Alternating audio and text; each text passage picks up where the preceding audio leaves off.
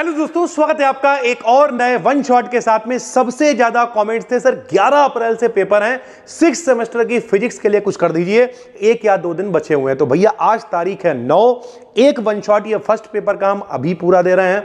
कल सुबह आपको मिल जाएगा सेकंड पेपर का वन शॉट और कल शाम तक आपको सारी पीडीएफ जो अपना फ्री में टेलीग्राम चैनल है BDKD in BSc, उसका लिंक हम डिस्क्रिप्शन में डाल देंगे, अवेलेबल करा देंगे। तो चलिए शुरू करते हैं। यह है पूरा फर्स्ट पेपर का ऑब्जेक्टिव वन शॉट, इसके बाहर पेपर नहीं आएगा। आने वाले 2-3 दिनों के अंदर हम सारा फिजिक्स, केमिस्ट्री, जूलॉजी, बॉटनी पहले सारे ऑब्जेक्टिव खत्म कर रहे हैं और उसके बाद जिन लोगों के पेपर डिस्क्रिप्टिव भी हैं, अगर जल्दी हैं तो आप कमेंट कर देना, हम और जल्दी करने की कोशिश करेंगे। चलिए शुरू करते हैं। क्या है the packing fraction of FCC cube. अब सबसे पहले तो ये समझना पड़ेगा भाई FCC क्या है, BCC क्या है, SC क्या है। तो भैया SC का मतलब होता है सिंपल क्यूबिक। क्या होता है? Simple cubic. साधारण आप एक क्यूब बना दो भाई तो इसे कहते हैं सिंपल क्यूबिक सर जी, ठीक है। फिर एक होता है BCC। BCC क्या होता है सर जी? BCC होता है body centred cubic. Simple cubic में क्या होता है भैया, हर किनारे पे एक एक एटम उपस्थित होता है, हर किनारे पर एक एक परमाणु उपस्थित होता है सर जी, ठीक है। लेकिन अगर हम लोग बात करें बॉडी सेंटर्ड की तो किनारों पे तो भैया परमाणु होता ही है, किनारों पे तो होगा ही भैया, 1 2 3 4 5 6 7 8 किनारों पे तो होगा ही, लेकिन एक बॉडी के सेंटर में भी होता है भैया, ठीक है। तो जब बॉडी के सेंटर में होता है तो इसे बॉडी सेंटर्ड कहते हैं सर जी, ठीक है। उसके बाद एक होता है फेस सेंटर्ड क्यूबिक। हर फेज के सेंटर पे एक होता है, जैसे पासा देखा आपने, 6 फलक होती हैं, उसमें 6 फेज होती हैं, तो हर फलक के सेंटर पर एक एक होता है, तब इसे FCC यानी फेस सेंटर्ड क्यूबिक कह देते हैं, ठीक है। ये पहला जो हम लोग पढ़ रहे हैं ये क्रिस्टल स्ट्रक्चर है। क्रिस्टल भैया कैसे होते हैं? 2 तरीके के होते हैं, पूरा डिटेल में बताएंगे आपको, लेकिन फिलहाल जो है द पैकिंग फ्रैक्शन। तो पैकिंग फ्रैक्शन है क्या, पहले तो ये समझाना पड़ेगा। पैकिंग फ्रैक्शन का मोटा मोटा मतलब ये होता है कि भैया अगर कोई क्रिस्टल है तो उसमें जो परमाणु है, जो एटम है, वो कितनी जगह घेर रहे हैं। ध्यान से समझ लेना मेरी बात को। ये वीडियो काफी बड़ी हो सकती है, उससे हमें कोई फर्क नहीं पड़ेगा, हम समझाएंगे डिटेल में, कायदे की ये सीरीज बनाएंगे हम, ताकि अगर आप 10 वीडियो भी देख के जाओ तो लौट के आके सो सर जी मजा आ गया भाई, ठीक है। तो पैकिंग फ्रैक्शन का मोटा मोटा मतलब ये होता है कि भैया अगर कोई क्रिस्टल है तो उसमें जो एटम्स है उन्होंने कितनी जगह घेर रखी है सर जी, ठीक है। तो अगर हम कहें फेस सेंटर्ड क्यूबिक के लिए तो फेस सेंटर्ड में सबसे ज्यादा जगह घिरी होगी, क्योंकि हर फलक के सेंटर पर भी एक एक होगा। तो इसके लिए जो भैया पैकिंग फ्रैक्शन होता है वो होता है 0.74। कितना होता है? 0.74 होता है। 0.74 लिख के आ जाए, 74% लिख के आ जाए, 74 लिख के आ जाए, जैसा लिख के आए आप वैसा टिक लगा देना भाई, ठीक है। पैकिंग फ्रैक्शन अगर हम बात करें सिंपल क्यूबिक के लिए तो सिंपल क्यूबिक मतलब साधारण, इसमें सबसे कम जगह घिरी हुई होती है भैया, तो इसके लिए 0.52 होता है। कितना होता है? 0.52 होता है। और अगर बॉडी सेंटर्ड की बात करें तो बॉडी सेंटर में सिंपल से तो ज्यादा ही होता है, क्योंकि बॉडी के सेंटर पर भी थोड़ी सी जगह घिर जाती है, तो इसके लिए आ जाता है 0.68। कितना आ जाता है सर जी? 0.68 आ जाता है। ध्यान से समझते हुए चलना, नोट्स बनाते हुए चलना, इस बात की गारंटी है भैया, मिल के माउस काट देंगे। हम हमेशा कोशिश करते हैं बेहतरीन कंटेंट आपको देने की। तो 0.68 होता है पैकिंग फैक्टर, किसके लिए? बॉडी सेंटर्ड के लिए भाई, ठीक है। अब हम बात करेंगे the number of atoms per unit cell in simple cubic. Simple cubic में अब ध्यान से समझो, अभी हमने आपको बताया ये एक सिंपल क्यूबिक है, साधारण एक क्यूब बना दिया हमने सर जी, ठीक है।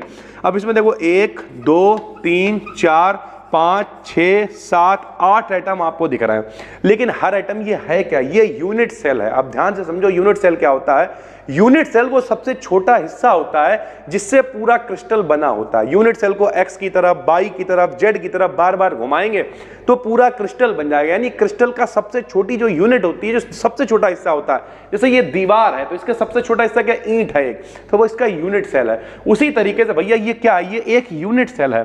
जब ऐसे बहुत सारे मिलेंगे तो पूरा क्रिस्टल बनेगा। तो उसी चक्कर में जब बहुत सारे लोग इससे जुड़े होते हैं, बहुत सारे जुड़े होते हैं, तो इसका जो हर एटम आपको दिख रहा है ये 8 में शेयर होता है, 8 यूनिट सेल के साथ में शेयर होता है। ये देखो, ये वाला 8 के साथ में शेयर, ये वाला 8 के साथ में शेयर, ये वाला 8 के साथ में शेयर होता है। तो एक इनके पास कितना, इनका देखे तो इन्हें खाली 1/8 मिलेगा, क्योंकि ये 8 लोगों में शेयर है। तो एक है और कितने में शेयर है? 8 लोगों में, तो इन्हें केवल 1/8 मिलेगा। है कितने? 1 2 3 4 5 6 7 8, तो ऐसे टोटल जोड़ दो, 8/8 आएगा। यानी टोटल इनके पास दिखने के लिए 8 दिख रहे हैं आइटम, लेकिन है कितना? 1, क्योंकि है जरूर 8, लेकिन 8 भैया 8 लोगों के हिस्से में, तो इनके हिस्से में टोटल कितना? 1 ही होता है। तो सिंपल क्यूबिक की अगर बात करें मेरे भाई तो the number of atoms per unit cell in simple cubic कितना होता है सर जी? 1 होता है। सिंपल क्यूबिक के लिए 1 होता है। अगर हम कहें बॉडी सेंटर्ड के लिए तो 8 मिला के 1, ठीक है, और बॉडी के सेंटर में 1, तो बॉडी के सेंटर में 1, तो इनके पास टोटल 2 हो जाते हैं सर जी, ठीक है।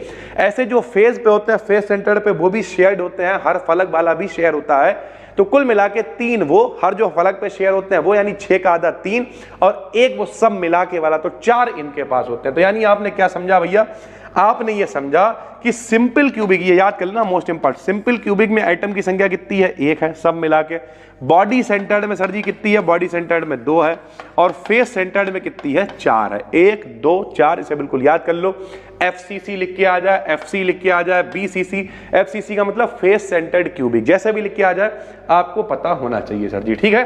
अगला देखिए, अगला है the number of nearest neighbours in FCC lattice is. जो बच्चे कोर्स में देख रहे हैं, हमने मेडलन कांस्टेंट आपको पढ़ाया था, और मेडलन कांस्टेंट में हमने आपको बताया था नियरेस्ट नेबर, और FCC के लिए जब हमने 3D वाला लिया था NaCl क्रिस्टल के लिए, तो वहां पे हमने नियरेस्ट कितने 12 ले रखे थे। देख लेना भाई, मेडलन कांस्टेंट वाला यहाँ पे पब्लिक नहीं कर रहा है, हम यूट्यूब पे केवल ऑब्जेक्टिव सीरीज लेके आ रहा है, लेकिन कुल मिला के जो लोग कोर्स में देख रहे हो मेरे भाई, वहां पर हमने आपको बताया है मेडलन कांस्टेंट, कोहेसिव एनर्जी वगैरह कराई है, तो वहां पे देखना नियरेस्ट जो 3D वाला लिया है वहां पे 12 ले रखा है। तो नियरेस्ट नेबर का मतलब पास वाले के पड़ोसी कितने हैं, तो पास वाले के पड़ोसी FCC में कितने होते हैं?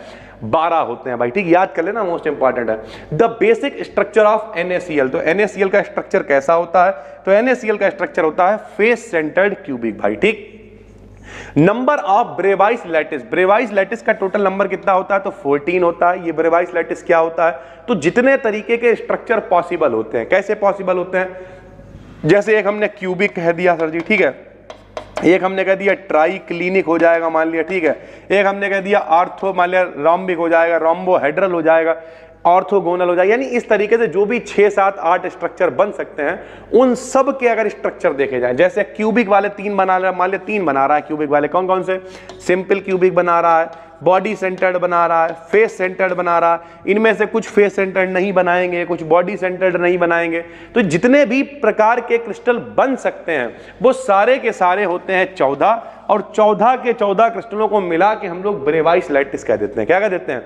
ब्रेवाइस लैटिस कह देते हैं, यानी टोटल 14 प्रकार के क्रिस्टल पॉसिबल होते हैं जिन्हें हम लोग ब्रेवाइस लैटिस कहते हैं। और इस पूरे सिस्टम को क्या कहते हैं ये भी बताया जा रहा है। ये जो 14 पूरे बना, इन्हें कहते हैं क्रिस्टलोग्राफिक सिस्टम। क्या कहते हैं? Crystallographic system. थोड़ा बोला करो, पड़ोसी को लगे, हालांकि आप लोग फाइनल ईयर में हो, बड़े बच्चे हो, तो बड़े बच्चे बोलते नहीं है, वो तो पता चला संग में जो है कोई उल्टी सीधी वीडियो देख रहे हैं, कैरी मिनाटी टाइप वाली, लेकिन अब किसी का नाम ना लो यार, ज्यादा अच्छी बात है। बिल्कुल एकाग्र होकर देखा करो बैठ के। कितने लोग हैं जो सिर्फ एकाग्र होकर वीडियो देखते हैं बैठ के और प्रॉपर कॉपी लेके बैठते हैं? कमेंट में बताना भैया, ठीक है। अगला है मैक्सिमम पैकिंग फ्रैक्शन। अभी आपको पता है पैकिंग फ्रैक्शन क्या है, पैकिंग फैक्टर क्या है, अभी आपको पता है कितना हिस्सा घेरा हुआ है। तो सबसे ज्यादा किसके लिए था? FCC के लिए था, जो कि कितना था? 0.74 था सर जी, ठीक है। ब्रैग लॉ कितना होता है सभी को पता है, आपने पढ़ रखा है। ब्रैग इक्वेशन क्या होती है बताओ? 2D sin थीटा बराबर n लैम्डा होता है। 2 तो पता ही गिनती है, D क्या होता है? डिस्टेंस होती है प्लेन्स के बीच की। कोई क्रिस्टल है भाई, इस क्रिस्टल में भैया ये 2 प्लेन है, इनके बीच की डिस्टेंस अगर हमें पता हो तो हम आसानी से क्रिस्टल कितना बड़ा है ये बता सकते हैं। तो ये D क्या होती है? 2 प्लेन्स के बीच की। जैसे अगर हम आपको बताएं कोई यहाँ पर हमारे पास अगर डिब्बा वगैरह हो, और शायद हमारे पास डिब्बा है, चलो ये डिब्बा एक यहाँ पे रखा हुआ है, तो अगर हम इसकी बात करें तो एक प्लेन ये है, एक प्लेन ये, हम कहते हैं भैया मेरे पास एक डिब्बा है जिसके 2 प्लेन्स के जो बीच की दूरी है मान लिया 1 फीट है वो, तो आप अंदाजा लगा लोगे डिब्बा कितना बड़ा होगा। तो इस तरीके से अगर प्लेन्स के बीच की दूरी पता है तो आप अंदाजा लगा सकते हो सर जी। तो ये क्या है? D है भैया, प्लेन्स के बीच की डिस्टेंस है। थीटा जाहिर सी बात है एंगल है जिससे रेडिएशंस वापस जाएंगी, रेज वापस जाएंगी। n ऑर्डर ऑफ रिफ्लेक्शन होता है, और लैम्डा वेवलेंथ यानी तरंग दैर्घ्य होती है भाई, ठीक है। बहुत बढ़िया। अगला क्या है? अगला है the total number of atoms per unit cell in diamond structure. जो डायमंड का स्ट्रक्चर होता है उसमें टोटल एटम कितने होते हैं? तो उसमें भी भैया टोटल एटम होते हैं 4 भाई, ठीक है। अगला है रेडियस रेशियो। NaCl के लिए जो रेडियस रेशियो होता है वो कितना होता है?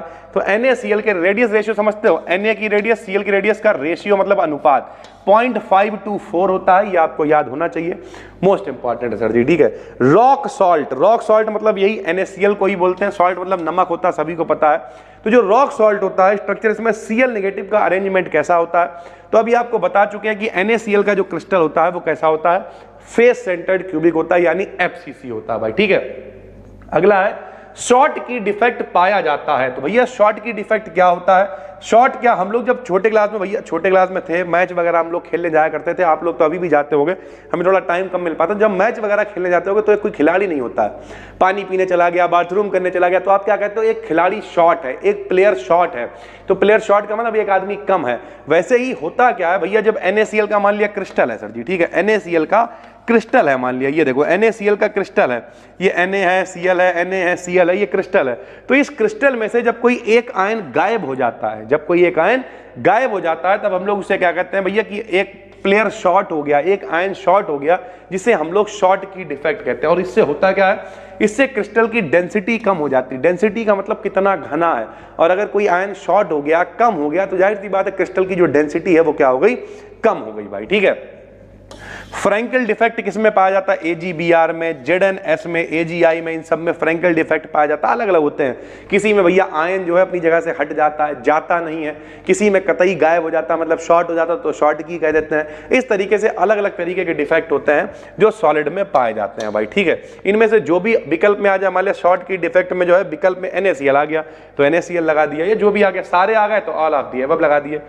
The example of crystalline solid. Crystalline solid क्या होता है? नॉन क्रिस्टलाइन, या उसी को एमार्फस सॉलिड कहते हैं। ध्यान से समझो, जो सॉलिड होता है भैया दो तरीके का होता है, समझना मेरे भाई, ये है सॉलिड, दो तरीके का होता है सर जी। एक होता है क्रिस्टलाइन, ठीक है सर जी, दूसरा क्या होता है? दूसरा होता है नॉन क्रिस्टलाइन, या इसी को कह देते हैं एमार्फस सॉलिड। अब एमार्फस सॉलिड क्या है भाई? एमार्फस या नॉन क्रिस्टलाइन का मतलब परफेक्ट स्ट्रक्चर नहीं है, अंट संट भैया आयन इसमें लगे हुए हैं, अंट संट एटम लगे हुए हैं, टूट सकता है, ठीक है। लेकिन क्रिस्टलाइन में सारे बिल्कुल परफेक्ट है, कि अगर मान लिया एक Na है तो फिर एक Cl है, फिर एक Na पॉजिटिव, फिर Cl नेगेटिव, इस तरीके से चल रहा है। तो जो क्रिस्टलाइन होता है NaCl कैसा होता है? क्रिस्टलाइन स्ट्रक्चर होता है भाई, ठीक है। फॉर अ क्यूबिक सिस्टम, अगर कोई सिस्टम क्यूबिक है तो ABC का मान बराबर होगा, बल्कि यहां पे लिखा नहीं है, अल्फा बीटा गामा का मान क्यूबिक के लिए 90 होगा। कैसे 90 होगा भाई? ये भी समझ लेना। ABC क्या होती है? ABC एज लेंथ होती है। एज लेंथ क्या होता है भाई? एज लेंथ मतलब होता है किनारों की लंबाई। एज लेंथ क्या होती है? किनारों की लंबाई। अल्फा बीटा गामा क्या होते हैं? इंटरफेशियल एंगल होते हैं, बीच में एंगल कितना बन, ये जो लंबाई है ये एज लेंथ है, और ये जो एंगल बन रहा, कोण बन रहा, ये क्या होता है? सारे 90 ही होते, पासा आपने देखा होगा, तो इन्हें इंटरफेशियल एंगल कह देते हैं मेरे भाई, ठीक है। तो ये क्यूबिक सिस्टम के लिए होते हैं। KCl क्या है? KCl भी फेस सेंटर्ड क्यूबिक होता है, आपको पता होना चाहिए। KCl भी कैसा होता है? Face centred cubic. और बताओ NaCl भी कैसा होता है? फेस सेंटर्ड क्यूबिक ही होता है सर जी, ठीक है। द सीजियम आयन, जो CsCl होता है, इसमें जो सीजियम आयन है, CS पॉजिटिव आयन है, स्ट्रक्चर है द कोऑर्डिनेशन नंबर। कितना कोऑर्डिनेशन नंबर होता है, यानी कितने लोग घेरे हुए होते हैं, तो सीजियम आयन यानी CS पॉजिटिव का जो भैया कोऑर्डिनेशन नंबर होता है वो 8 होता है, ये आपको पता होना चाहिए सर जी, ठीक है। तो ये बहुत इंपॉर्टेंट है, सारी चीजें इतनी इंपॉर्टेंट है कि इन्हीं में से आपको ऑब्जेक्टिव मिल जाएंगे, आप जाके आराम से चीजों को कर पाओगे। रेडियस रेशियो कितना होता है आपको बता चुके हैं, ठीक है। ब्रैग्स इक्वेशन क्या होती है? 2d sin थीटा बराबर n लैम्डा होती है, आपको बता चुके हैं। नंबर ऑफ एटम्स, ठीक है, ये कई बार क्वेश्चंस आए हुए हैं तो आपको बार बार बता रहे हैं, मोस्ट इंपॉर्टेंट है भाई। लगभग 70 से 80 क्वेश्चंस अभी आपको बताने वाले हैं, कल फिर 70-80 क्वेश्चन, डेली 70-80 क्वेश्चंस कवर करेंगे। क्लास आपका बड़ा है तो ज्यादा से ज्यादा पढ़ना पड़ेगा, फाइनल ईयर है, कल को आप किसी को पढ़ा पाओ। बाकी हम ये भी सोच रहे हैं पूरे वन शॉट बनाएं, ठीक है, पूरी यूनिट के, ताकि आपको और अच्छे से सारी चीजें समझ में आ पाए। टेंशन नहीं लो, फुल डेडिकेशन के साथ में पढ़ा रहे हैं भाई, ठीक है। जितना भी कंटेंट लेके आएंगे बेहतरीन होगा, पेपरों के लिए वरदान होगा भाई, ठीक है। नंबर ऑफ एटम्स आपको बता चुके हैं। सिंपल क्यूबिक में 1 होता है, फेस सेंटर्ड में 4 होते हैं, बॉडी सेंटर्ड में 2 होते हैं भाई, ठीक है। Which one of the following is not a crystalline solid? कौन सा क्रिस्टलाइन सॉलिड नहीं? तो सल्फर जो होता है वो क्रिस्टलाइन नहीं बल्कि एमार्फस सॉलिड होता है, यानी इसका एक परफेक्ट क्रिस्टलाइन स्ट्रक्चर नहीं होता है भैया, ठीक है। The simplest crystalline symmetry for a solid, solid के लिए सबसे सिंपल क्या होता है? तो सबसे सिंपल भैया क्यूबिक ही होता है, क्यूबिक स्ट्रक्चर सबसे ज्यादा सिंपल है। बाकी होते हैं और भी स्ट्रक्चर हैं, लेकिन वो इतने सिंपल नहीं होते जितने आराम से क्यूबिक मिल जाता है। NaCl कैसा है? फेस सेंटर्ड है, आपको बता चुके हैं। कांच कैसा सॉलिड है? तो कांच एक अमार्फस सॉलिड है, परफेक्ट स्ट्रक्चर इसमें नहीं होता है भाई, ठीक है। स्ट्रक्चर ऑफ CsCl कैसा होता है? तो CsCl बॉडी सेंटर्ड होता है, ये आपको याद रखना है। सीजियम क्लोराइड कैसा होता है भाई? बॉडी सेंटर्ड होता है। जबकि KCl हो गया, NaCl हो गया, ये सब क्या होते हैं, ये फेस सेंटर्ड होते हैं, यानी FCC होते हैं, और सीजियम क्लोराइड कैसा होता है, BCC होता है। प्लास्टिक क्या है, प्लास्टिक इज, तो प्लास्टिक क्या है भाई, प्लास्टिक है स्यूडो सॉलिड एंड एमॉर्फस, यानी सरल भाषा में स्यूडो मतलब आभासी होता है, आभासी मतलब सरल भाषा में कहें झूठा होता है, ठीक है। तो स्यूडो सॉलिड एक झूठा सॉलिड है, नॉर्मल बात करी जाए तो एमॉर्फस सॉलिड ही प्लास्टिक को कहा जाएगा। सोडियम क्लोराइड इजा, तो सोडियम क्लोराइड क्या है भाई, क्रिस्टलाइन सॉलिड है, सभी को पता होना चाहिए। NaCl crystal, Na positive ion is surrounded with, जब NaCl का क्रिस्टल होता है तो उसमें एक Na पॉजिटिव कितने Cl नेगेटिव आयनों से घिरा होता है, तो 6 Cl नेगेटिव आयनों से ये घिरा होता है, ये आपको पता होना चाहिए। क्रिस्टल स्ट्रक्चर CaCl का कैसा है, बॉडी सेंटर्ड है। KCl का कैसा होता है भाई, KCl का कैसा होता है, KCl का भैया फेस FCC होगा, KCl का कैसा होगा, FCC होगा, फेस सेंटर्ड होता है भैया, ठीक है। उसके बाद आ गया coordination number of Na in Na, अभी देखो आपको बताया कोऑर्डिनेशन नंबर, समझते हो भैया, कोऑर्डिनेशन नंबर क्या होता है, कोऑर्डिनेशन नंबर का मतलब होता है कितने लोग घेरे हुए हैं, कितने लोग जुड़े हुए हैं उससे, तो Na से कितने लोग जुड़े होते हैं, 6 लोग जुड़े होते हैं, Cl अभी आपको बताया, तो कोऑर्डिनेशन नंबर NaCl के अंदर कितना होगा भाई, 6 होगा भैया, ठीक है। उसके बाद crystals can be classified into, तो अभी हमने आपको बताया क्रिस्टल्स को 7 प्रकार से बांट सकते हैं, उन्हीं में से क्यूबिक है, ठीक है, उन्हीं में से ट्राइक्लिनिक है, मोनोक्लिनिक है, ये सारे ऐसे 7 प्रकार बनते हैं, और ये 7 में जो है वो टोटल मिलकर 14 प्रकार बन जाते हैं। सर जी क्या बता रहे हो, 7 का 14 कैसे बता रहे हो, सुनो भैया, होता क्या है, जैसे मान लिया एक है क्यूबिक, ठीक है सर जी, क्यूबिक एक है, उसके बाद ट्राइक्लिनिक मान लिया 2 हो गया, मोनोक्लिनिक 3 हो गया, अब क्यूबिक मान लिया 3 बना रहा है, face centred, body centred, simple cubic मान लिया कोई एंड सेंटर्ड बना रहा है, इस तरीके से, तो ये जो 7 होते हैं ये फेस सेंटर्ड, इस तरीके से भैया टोटल 14 प्रकार के क्रिस्टल बना लेते हैं, जिन्हें क्रिस्टलोग्राफिक सिस्टम कह लेते हैं या फिर ब्रेबाइस लैटिस कह देते हैं भैया, ठीक है।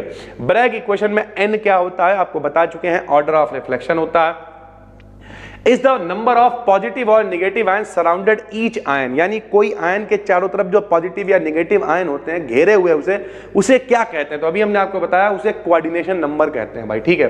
Which of the following will have metal deficiency defect, निम्न में से किसमें मेटल डिफिशिएंसी डिफेक्ट पाया जाता है, तो FeO के अंदर मेटल डिफिशिएंसी डिफेक्ट पाया जाता है। The lowest unit of the crystal lattice, कोई क्रिस्टल लैटिस अगर है तो उसकी सबसे छोटी यूनिट क्या कहलाती है, तो सभी को पता होना चाहिए सबसे छोटी यूनिट क्या कहलाती है, यूनिट सेल कहलाती है भाई, ठीक है। जैसे ईंट होती है, अभी आपको बताया था। एमॉर्फस सॉलिड है, रबर क्या है, रबर एक एमॉर्फस सॉलिड है, प्लास्टिक एक एमॉर्फस सॉलिड है, सल्फर एक एमॉर्फस सॉलिड है, साथ में तुलना करा करो, रबर हो गया, ठीक है सर जी, सल्फर हो गया, प्लास्टिक हो गया, ये सब क्या है, एमॉर्फस सॉलिड है, क्रिस्टलाइन थोड़ी है।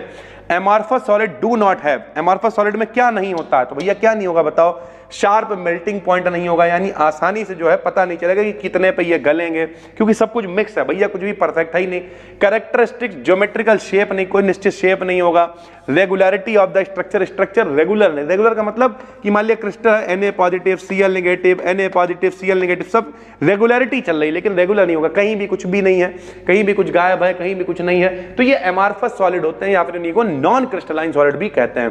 क्रिस्टलाइन सॉलिड कैसा होगा, डेफिनेट ज्योमेट्रिकल शेप होगा, निश्चित ज्योमेट्रिकल का मतलब ज्यामितीय आकृति होगी, फ्लैट फेसेस होंगे, मतलब बिल्कुल तीक्ष्ण किनारे होंगे, शार्प एजेस होंगे, तो इस तरीके से सारी चीजें होती हैं एक परफेक्ट क्रिस्टलाइन सॉलिड के अंदर भाई, ठीक है। एलिमेंट ऑफ सिमेट्री, कितने तरीके की सिमेट्री पाई जाती है, तो प्लेन ऑफ सिमेट्री होती है। सिमेट्री क्या होती है, सिमेट्री मतलब आपको दिखाएंगे, जैसे यहां समझो, मान लिया ये कोई क्रिस्टल है सर जी, ठीक है, ये क्या है, क्रिस्टल है, हम कहते हैं एक ऐसा प्लेन खींच दो जो इसे भैया 2 निश्चित भागों में अलग कर दे, तो ये प्लेन ऑफ सिमेट्री हो जाएगा। ऐसे एक्सिस ऑफ सिमेट्री, कोई निश्चित एक्सिस हो जिसके चारों तरफ घुमा रहे समान तरीके, तो एक्सिस ऑफ सिमेट्री हो गई। ऐसे सेंटर ऑफ सिमेट्री हो गई भाई, ठीक, उस सेंटर मान लिया, कोई सेंटर मान लिया, 2 लाइनें एक इधर खींच दी, इधर खींच दी, बराबर दूरी पे आयन मिल गए, तो इसे सेंटर ऑफ सिमेट्री कहते हैं। तो एलिमेंट्स ऑफ सिमेट्री 3 तरीके की होती है, plane of symmetry, axis of symmetry और सेंटर ऑफ सिमेट्री। अगर कोई टेट्रागोनल सिस्टम है भैया, ठीक है, तो हम आपको बता चुके हैं भैया कि अगर क्यूबिक सिस्टम है, कैसा है सर जी, क्यूबिक सिस्टम है, तो ABC के मान बराबर होते हैं। ABC क्या होता है, ABC क्या होता है, किनारों की लंबाइयां होती हैं, एज लेंथ होती हैं सर जी, ठीक है। तो लेकिन अगर टेट्रागोनल सिस्टम है तो टेट्रागोनल के लिए ABC आपस में बराबर नहीं होते हैं। ऐसे ही हेक्सागोनल अगर है भैया, कैसा है, हेक्सागोनल है क्रिस्टल, तो A का मान B के बराबर होएगा, लेकिन AB जो है वो C के बराबर नहीं होंगे, तब एक हेक्सागोन बन पाएगा, हेक्सागोनल सिस्टम, ठीक है। इसके लिए अल्फा बीटा 90 होता है, गामा का मान 120 होता है। अल्फा बीटा गामा समझते हो भैया, तीनों एक्सिस पे जो एंगल है, इंटरफेशियल एंगल है, यानी भुजाओं के बीच में जो कोण बन रहा है उन्हें इंटरफेशियल एंगल कहते हैं। Size of crystals depends on, यानी जो साइज ऑफ क्रिस्टल का साइज है वो किस पर डिपेंड करता है, तो रेट ऑफ इट्स फॉर्मेशन, कितना ज्यादा वो बन रहा है, उसका फॉर्मेशन कितना है भैया। अगर ज्यादा बनेगा तो साइज ज्यादा होएगा, कम बन रहा है मान लिया, अब हम आपसे कहते हैं हमारे भैया रोटी कितनी बनाओगे, अब इतना सा आटा देते तुम्हें तो तुम इतनी बड़ी रोटी बना पाओगे, हम आटा देते तुम्हें इतना तो तुम रोटी और थोड़ी बड़ी बना लोगे, आटा इतना दे देते तो तुम इतनी बड़ी रोटी बना लोगे। यानी इसका मतलब क्या, रेट फॉर्मेशन पर डिपेंड करेगा कि क्रिस्टल का साइज कितना बड़ा होगा। उसके बाद एक क्रिस्टल ऑफ अ सब्सटेंस है, तो जो क्रिस्टल किसी सब्सटेंस का क्रिस्टल है उसकी क्या होती है, डेफिनेट ज्योमेट्री होती है, एक निश्चित आकृति होती है। ब्रेवाइस लैटिस 14 प्रकार के होते हैं, बता चुके हैं। NaCl क्रिस्टल क्यूबिक होता है, बता चुके हैं, वो भी फेस सेंटर्ड। क्यूबिक के अंदर भी क्या, क्यूबिक के अंदर भी वैरायटी है, और वो वैरायटी क्या है भाई, क्यूबिक के अंदर फेस सेंटर्ड वैरायटी है, FCC होता है। ABC बराबर नहीं है, अल्फा बीटा गामा 90 नहीं है, तब भैया वो यूनिट सेल किस प्रकार का होगा भाई, तो वो ट्राई क्लिनिक होगा। क्या होगा, ट्राई क्लिनिक होगा। The structure of KCl as determined by X-ray study, तो एक्सरे भैया कैसे होता है, KCl का स्ट्रक्चर सिंपल क्यूबिक होता है। KCl ऊपर शायद हम फेस सेंटर्ड क्यूबिक बता गए हैं, एक मिनट चेक कर लेना यार, चलो तुम लोग कमेंट करके बताना KCl का स्ट्रक्चर कैसा होता है। फिलहाल KCl का जहां तक हमें याद आ रहा है सिंपल क्यूबिक ही होता है मेरे भाई, ठीक है। यहां पर रखा हुआ है, देख लेते हैं, ये अपना एक रजिस्टर यहां पड़ा हुआ है, चलो तुरंत बीच में लाइव देख ले रहा है यार, क्या ही फर्क पड़ता है, बीच में वीडियो हटाएंगे दिक्कत करेगा। तो कुल मिला के अभी हम आपको बताते हैं कैसा होता है फेस सेंटर्ड का स्ट्रक्चर। कुछ लोग कहेंगे सर जी क्या कर रहा हो बीच में, अरे क्या ही कर रहे हैं भैया, मिल जाओ फटाफट से सॉल्व। ये आ गया पार्टिकल, ये आ गया फेस सेंटर्ड क्यूबिक, ठीक है सर जी, ये आ गया, लो भैया ये आ गया, यहाँ पे सॉलिड स्टेट चला, सेंटर ऑफ सिमेट्री आ गई, चलो सर जी बस 1 मिनट का टाइम दो। ये आ गया क्रिस्टल स्ट्रक्चर ऑफ KCl, तो KCl के एक्सरे डिफ्रैक्शन सिंपल क्यूबिक होता है भैया, इसे ठीक कर लेना। KCl का जो स्ट्रक्चर कैसा है, सिंपल क्यूबिक, ऊपर एक जगह पे फेस सेंटर लिख गया है जो कि गलत हो गया भाई, इसे ठीक कर लेना, ठीक है, सिंपल क्यूबिक होता है। अगला देखते हैं भाई, अगला, विच of the following is not a characteristic property of solid, कौन सी प्रॉपर्टी जो है वो सॉलिड की नहीं है भाई, ठीक है।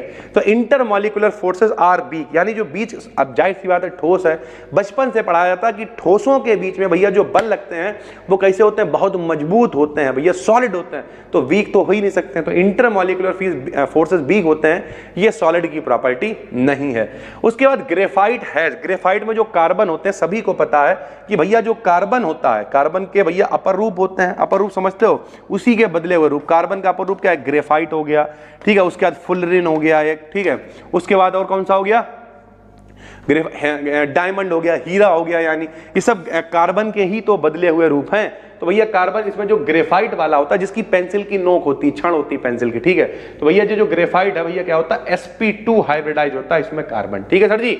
चलो अगला क्या, विच of the following is a crystalline solid, कौन सा क्रिस्टलाइन सॉलिड है, तो आपको पता होना चाहिए क्रिस्टलाइन का मतलब क्या होता है, क्रिस्टल, परफेक्ट ऑर्डर स्ट्रक्चर होना चाहिए, तो सोडियम क्लोराइड होता है। इन द NaCl क्रिस्टल, एक Na पॉजिटिव कितने घेरे हुए होते हैं, तो 6 घेरे होते हैं, Cl पता ही है। फेस सेंटर्ड यूनिट सेल में कितने पार्टिकल होते हैं, फेस सेंटर्ड में 4 होते हैं, आपको पता होना चाहिए। How many types of space lattice, कितने प्रकार के होते हैं, तो 7 प्रकार के होते हैं, वो 7 भैया 14 प्रकार बनाते हैं, उन्हीं को ब्रेवाइस लैटिस कहते हैं। बार बार क्वेश्चंस क्यों आ रहे हैं, क्योंकि पेपरों में ये आए हुए क्वेश्चन है। Amongst the following amorphous solid कौन है, तो प्लास्टिक एक एमॉर्फस सॉलिड है। ZnS कैसा है, तो ZnS एक आयनिक क्रिस्टल है भैया, ZnS कैसा क्रिस्टल है, आयनिक क्रिस्टल है, क्योंकि जिंक भैया जो है डबल पॉजिटिव बना लेगा, सीधी सी बात है, तो ये कैसा एक आयनिक क्रिस्टल है। किसी सिंपल क्यूबिक स्ट्रक्चर में मॉलिक्यूल की कोऑर्डिनेशन नंबर कितनी होती है, तो अगर एक सिंपल क्यूबिक स्ट्रक्चर है तो 6 होती है भैया, ठीक है, 6 आयन आपको दिखाई देंगे। पैरा एजॉक्सी एनिसॉल क्या है, तो पैरा एजॉक्सी एनिसॉल एक सॉलिड क्रिस्टल होता है। NaCl का प्रत्येक यूनिट सेल 13 Na एटम्स के साथ कितने Cl के साथ बना होता है, तो 13 अगर Na एटम होते हैं तो 14 उसके अंदर टोटल Cl होते हैं। इसका जो स्ट्रक्चर हमने पढ़ाया हुआ है NaCl स्ट्रक्चर, आप पढ़ना, उसमें देखना प्रॉपर, हमने पिछली साल इंस्टाग्राम पे भी लगाया था। जिन लोगों ने इंस्टाग्राम पे फॉलो नहीं कर रखा है, 50,000 फॉलोअर्स के करीब हैं, जाके इंस्टाग्राम पे बीडी गार्डन को फॉलो कर लेना भैया, ठीक है। तो हमने वहां पे लगाया हुआ है कितने लोगों ने ये खाया है, ऐसे करके हमने वहां पे स्ट्रक्चर बनाया हुआ था, तो बच्चे वहां पे बता रहे सर जी NaCl का स्ट्रक्चर है, इस तरीके की चीजें। तो NaCl में भैया 13 Na एटम होते हैं और 14 Cl होते हैं भाई, ठीक है। Na और Cl क्रिस्टल में कितनी कोऑर्डिनेशन नंबर होता है, 6 होता है, पता होना चाहिए। एक Na को 6 Cl घेरे हुए होते हैं। Bragg equation 2D sin theta बराबर n लैम्डा होता है। सॉलिड CO2 जो होती है, यानी ठोस CO2 होती है, वो कैसी होती है, मॉलिक्यूलर क्रिस्टल होता है भाई, ठीक है। उसके बाद निम्न में से कौन आयनिक क्रिस्टल, तो NaCl आयनिक क्रिस्टल बना लेगा, Na के ऊपर पॉजिटिव, Cl के ऊपर निगेटिव। एक क्यूबिक यूनिट सेल की डेंसिटी निकालने के लिए क्या फार्मूला होता है? तो डेंसिटी मतलब घनत्व ज्ञात करने के लिए फार्मूला क्या होता है? D बराबर Z इंटू कैपिटल M अपान में A की पावर 3 इंटू Na। Na क्या होता है? आवोगाद्रो नंबर होती है, वैल्यू पता होना चाहिए 6.023 इन 10 टू दी पावर 23। ये भैया वैल्यू होती आवोगाद्रो संख्या है। ए तो आपको पता ही हो गई, लंबाई हो गई, एम क्या हो गया? द्रव्यमान हो गया, और जेड क्या हो गया? क्रमांक, परमाणु क्रमांक हो गया भैया। ठीक है, तो पहला question, which one of the strongest bond, यानी सबसे ज्यादा मजबूत बॉन्ड कौन सा होता है? ध्यान से समझना, चप्पल अप्पल उतार दे रहा है, कतई डिटेल में समझाएंगे, यहां समझो। कई तरीके के विकल्प में आपको बॉन्ड दे रखे होंगे, जैसे एक होता है आयनिक बॉन्ड सर जी, ठीक है, एक होता है कोवैलेंट बॉन्ड, हाइड्रोजन बॉन्ड, वॉन्डरवॉल्स, बहुत सारे बॉन्डेड, बहुत सारे फोर्स आपको दे रखे होंगे। आयनिक फोर्सेस सबसे ज्यादा भैया स्ट्रॉन्गेस्ट होते हैं। क्यों स्ट्रॉन्गेस्ट होते हैं? क्योंकि मान लिया ये लिखा हुआ है NaCl सर जी, ठीक है, Na के ऊपर प्लस होता है, Cl के ऊपर माइनस होता है। प्लस वाला हमेशा माइनस वाले को अपनी तरफ अट्रैक्ट करेगा, प्लस वाला माइनस वाले को हमेशा अपनी तरफ अट्रैक्ट करेगा भाई। तो ये स्ट्रॉन्गेस्ट बॉन्ड या स्ट्रॉन्गेस्ट फोर्स होते हैं कौन से वाले? आयनिक वाले भाई। ठीक है, the crystals of inert gases, यानी अक्रिय गैसों के जो क्रिस्टल होते हैं, आर ट्रांसपेरेंट, वो ट्रांसपेरेंट होते हैं किनके लिए? तो अल्ट्रा वायलेट जो लाइट होती है, यानी जो यूवी लाइट होती है, आपने पता ही है लाइट कई तरीके की, हमने आपको पढ़ा रखा है पिछले सेमेस्टर्स में क्या क्या, जैसे यूवी लाइट होती है, ठीक है सर जी, जो हम लोगों को प्रकाश दिखाई देता है वो विजिबल लाइट होती है, इंफ्रारेड होती है, माइक्रोवेव्स होती हैं, रेडियो वेव्स होती हैं, बहुत सारी होती हैं। तो उन्हीं में से जो यूवी लाइट क्या हम लोगों ने बचपन से सुना, पराबैंगनी किरण है, जो सूर्य से आने वाला प्रकाश है। तो जो यूवी लाइट्स होती हैं उनके लिए जो इनर्ट का मतलब अक्रिय गैसें, रेयर गैसें, ठीक है, दुर्लभ कह लो, इनर्ट कह लो, निष्क्रिय कह लो, helium, neon, argon, krypton, xenon, radon, ये सब इसमें आती हैं। तो अक्रिय गैसें ट्रांसपेरेंट होती हैं। ट्रांसपेरेंट का मतलब पारदर्शी होती हैं, किनके लिए? अल्ट्रावायलेट यानी परावैंगनी प्रकाश के लिए सर जी, ठीक है। Which one of the bond exist in ice, ice यानी बर्फ में कौन सा बॉन्ड पाया जाता है? तो सभी को पता होना चाहिए, बर्फ में हाइड्रोजन बॉन्ड पाया जाता है। बर्फ में कौन सा बॉन्ड पाया जाता है? हाइड्रोजन बॉन्ड पाया जाता है, सभी को पता है भाई। जब कभी अभी हम आपको डिटेल में अगर बताएं, आप लोग बर्फ लाए होगे, कई बार ऐसा हुआ होगा, हमारे साथ में बचपन में खूब होता था कि भैया बर्फ लेके आया 10 रुपए का सर जी, ठीक, 10 रुपए का बर्फ ले आया, गरीब आदमी थे, घर में फ्रिज था नहीं, ठीक है, और जब से हमने फ्रिज खरीदा तब से टाइम नहीं है, ठीक। पहले हमारी मम्मी कहती थी फ्रिज अगर होता तो इसमें कोल्ड ड्रिंक रखते, ठीक, इसमें आइसक्रीम रखते, खूब खाते बैठ के। उसके बाद भैया जब से फ्रिज ले आए तब से पोजीशन ये, किसी के पास टाइम ही रहता है, और मम्मी वगैरह है उनके पैर में इतना मतलब दर्द वगैरह होता तो वो चढ़ के जाती, कुल मिला के वो पड़ा रहता था, ठीक है। लेकिन हमारे जमाने में हम 5 रुपए का, 2 रुपए का, 10 रुपए का ऐसे बर्फ लेके आया करते थे। तो जब बर्फ लाते थे तो वो बहुत ज्यादा मिलता था, लेकिन कभी कभी अगर भूल गए उसे वाटर कूलर में ऐसे रख दिया तो वो पिघल के इतना सा पानी रह जाता था। क्यों? क्योंकि भैया जब बर्फ जमता है तो जो H2O के बॉन्ड होते हैं सर जी, ठीक है, जो H2O होता है, इसमें भैया होता है जैसे ये H2O है, इसमें आपस में क्या होता है? हाइड्रोजन बॉन्ड बनना शुरू हो जाता है, और जब हाइड्रोजन बॉन्ड बन जाते हैं तो उनके बीच में हवा यानी एयर आ जाती है। ये जो एयर गैप्स होते हैं, इन वजह से बर्फ का जो वॉल्यूम है वो ज्यादा हो जाता है, बर्फ का आयतन ज्यादा हो जाता है। लेकिन जब बर्फ पिघलती है तो हवा अंदर से निकल जाती है, जब हवा निकल गई भैया तो थोड़ा सा पानी हम लोगों को मिल पाएगा। तो जो बर्फ होता है यानी आइस होता है, उसके अंदर हाइड्रोजन बॉन्डिंग पाई जाती है, इसी वजह से उसका वॉल्यूम बढ़ जाता है भाई, ठीक है। जो लोग बहुत पहले से जुड़े हुए हैं, फर्स्ट सेमेस्टर में ये पढ़ा चुके हैं सर जी, ठीक। विच वन, यहीं पर प्रॉपर हमने किताब रखी हुई है सर जी, पूरा रिसर्च के साथ में सब कुछ कर रहे हैं, तो आप लोग डरना नहीं। ये देखो सर जी, किताब यहीं पर रखी हुई है, solid state and nuclear physics, ठीक है। इसमें पहला चैप्टर दे रखा था क्रिस्टल स्ट्रक्चर, और दूसरा दे रखा था क्रिस्टल बाइंडिंग, ठीक है। तो क्रिस्टल बाइंडिंग के आज हम लोग ये क्वेश्चन सॉल्व कर रहे हैं। क्रिस्टल स्ट्रक्चर, क्रिस्टल बाइंडिंग पूरा सॉलिड का ही हिस्सा है, तो हम लोग इसे सॉलिड ही लेके चल रहे हैं। सॉलिड के अंदर जितने विकल्प बन सकते हैं वो सारे आपको करा रहे हैं, ठीक है। Which one of the following has hydrogen bonding, किसमें हाइड्रोजन बॉन्ड होता है? 9th क्लास से बच्चों को सिखाया जाने लगता है भैया कि HF में हाइड्रोजन बॉन्ड होता है, सभी को पता होगा, 11th में पढ़ा, 12th में पढ़ा। HF के अंदर क्या होता है सर जी? हाइड्रोजन बॉन्ड होता है। क्यों होता है? क्योंकि इनकी भैया जो औकात का अंतर है वो बहुत ज्यादा होता है। हम हमेशा कहते हैं रिश्तेदारी और साझेदारी जो है वो बराबर बालों में करो। अगर आपने औकात से ज्यादा बड़ी जगह पे बारात कर दी, ठीक है, तब क्या होगा भाई? एक आदमी, ये कौन है? जो फ्लोरीन है, इसे जानते हो? जो कौन है? ये भैया पूरी पीरियोडिक टेबल में सबसे बड़ा भिखारी है। इसकी इलेक्ट्रोनेगेटिविटी, इसकी विद्युत ऋणात्मकता सबसे ज्यादा है। कुछ लोग कहेंगे इलेक्ट्रोनेगेटिविटी क्या होती है? इलेक्ट्रोनेगेटिविटी का मतलब होता है भीख मांगने की क्षमता। जो हमेशा चाहते हैं इन्हें कोई एक इलेक्ट्रॉन दे जाए, और हाइड्रोजन भैया देने की जुगाड़ में रहता है। तो हालांकि इन लोगों ने साझेदारी करी है, हालांकि कोवेलेंट बॉन्ड है, लेकिन वही वाली बात, चोर चोरी से जाए, हेरा फेरी से ना जाए। तो ये फ्लोरीन भले ही साझेदारी करके बैठा, फिर भी ये आंशिक रूप से माइनस दिखाता है। ये पार्शियली प्लस दिखाता है और दोनों के बीच में एक बॉन्ड बनता है जिसे हम लोग कहते हैं, इनके बीच में बॉन्ड नहीं बनता है बल्कि ये तो दूसरा, सॉरी सर जी, ये देखो आंशिक रूप से ये क्या दिखाने लगता है माइनस, ये आंशिक रूप से क्या दिखाने लगता है प्लस। जब दूसरा HF इनके पास आता है तो ऐसे जे भी प्लस दिखा रहा हो तो जे भी माइनस, तो ये दोनों एक दूसरे को अट्रैक्ट करने लगते हैं, ठीक है। तो ऐसे डॉटेड लाइन से हम लोग दिखाते हैं जिसे हाइड्रोजन बॉन्डिंग कहते हैं। HF और HF के बीच में क्या बनती है, हाइड्रोजन बॉन्डिंग बनती है सर जी, ठीक है। तो HF के बीच में हाइड्रोजन बॉन्ड पाया जाता है भाई, ठीक है। पढ़ रखा हम लोगों ने फर्स्ट सेमेस्टर में, इंटरमॉलिक्यूलर इंट्रामॉलिक्यूलर, वहां केमिस्ट्री में पढ़ा था, घूम फिर के है सब भाई। कुछ केमिस्ट्री जैसे ये सॉलिड स्टेट है, आपने सेकंड सेमेस्टर में इसे केमिस्ट्री में पढ़ा होगा अभी और बार-बार हमें तो बार-बार पढ़ाना पड़ता है। लेकिन वही वाली बात है, कुछ लोग कहते हैं सर जी वही कंटेंट क्यों नहीं डाल देते हो, कह दो कि सर जी यही कंटेंट, अबे यार वही वीडियो चेप दी, तो बनाने पड़ता है भैया, ठीक है। और थोड़ा सा एडवांस भी है सर जी, ठीक है, सेम वैसे नहीं है। Which one of the following bonds is directional, यानी कौन से जो बॉन्ड हैं वो डायरेक्शनल होते हैं, सभी को पता है भैया, ठीक है। जो कोवैलेंट बॉन्ड होते हैं, कोवैलेंट का मतलब साझेदारी वाले बॉन्ड होते हैं, वो डायरेक्शनल बॉन्ड होते हैं।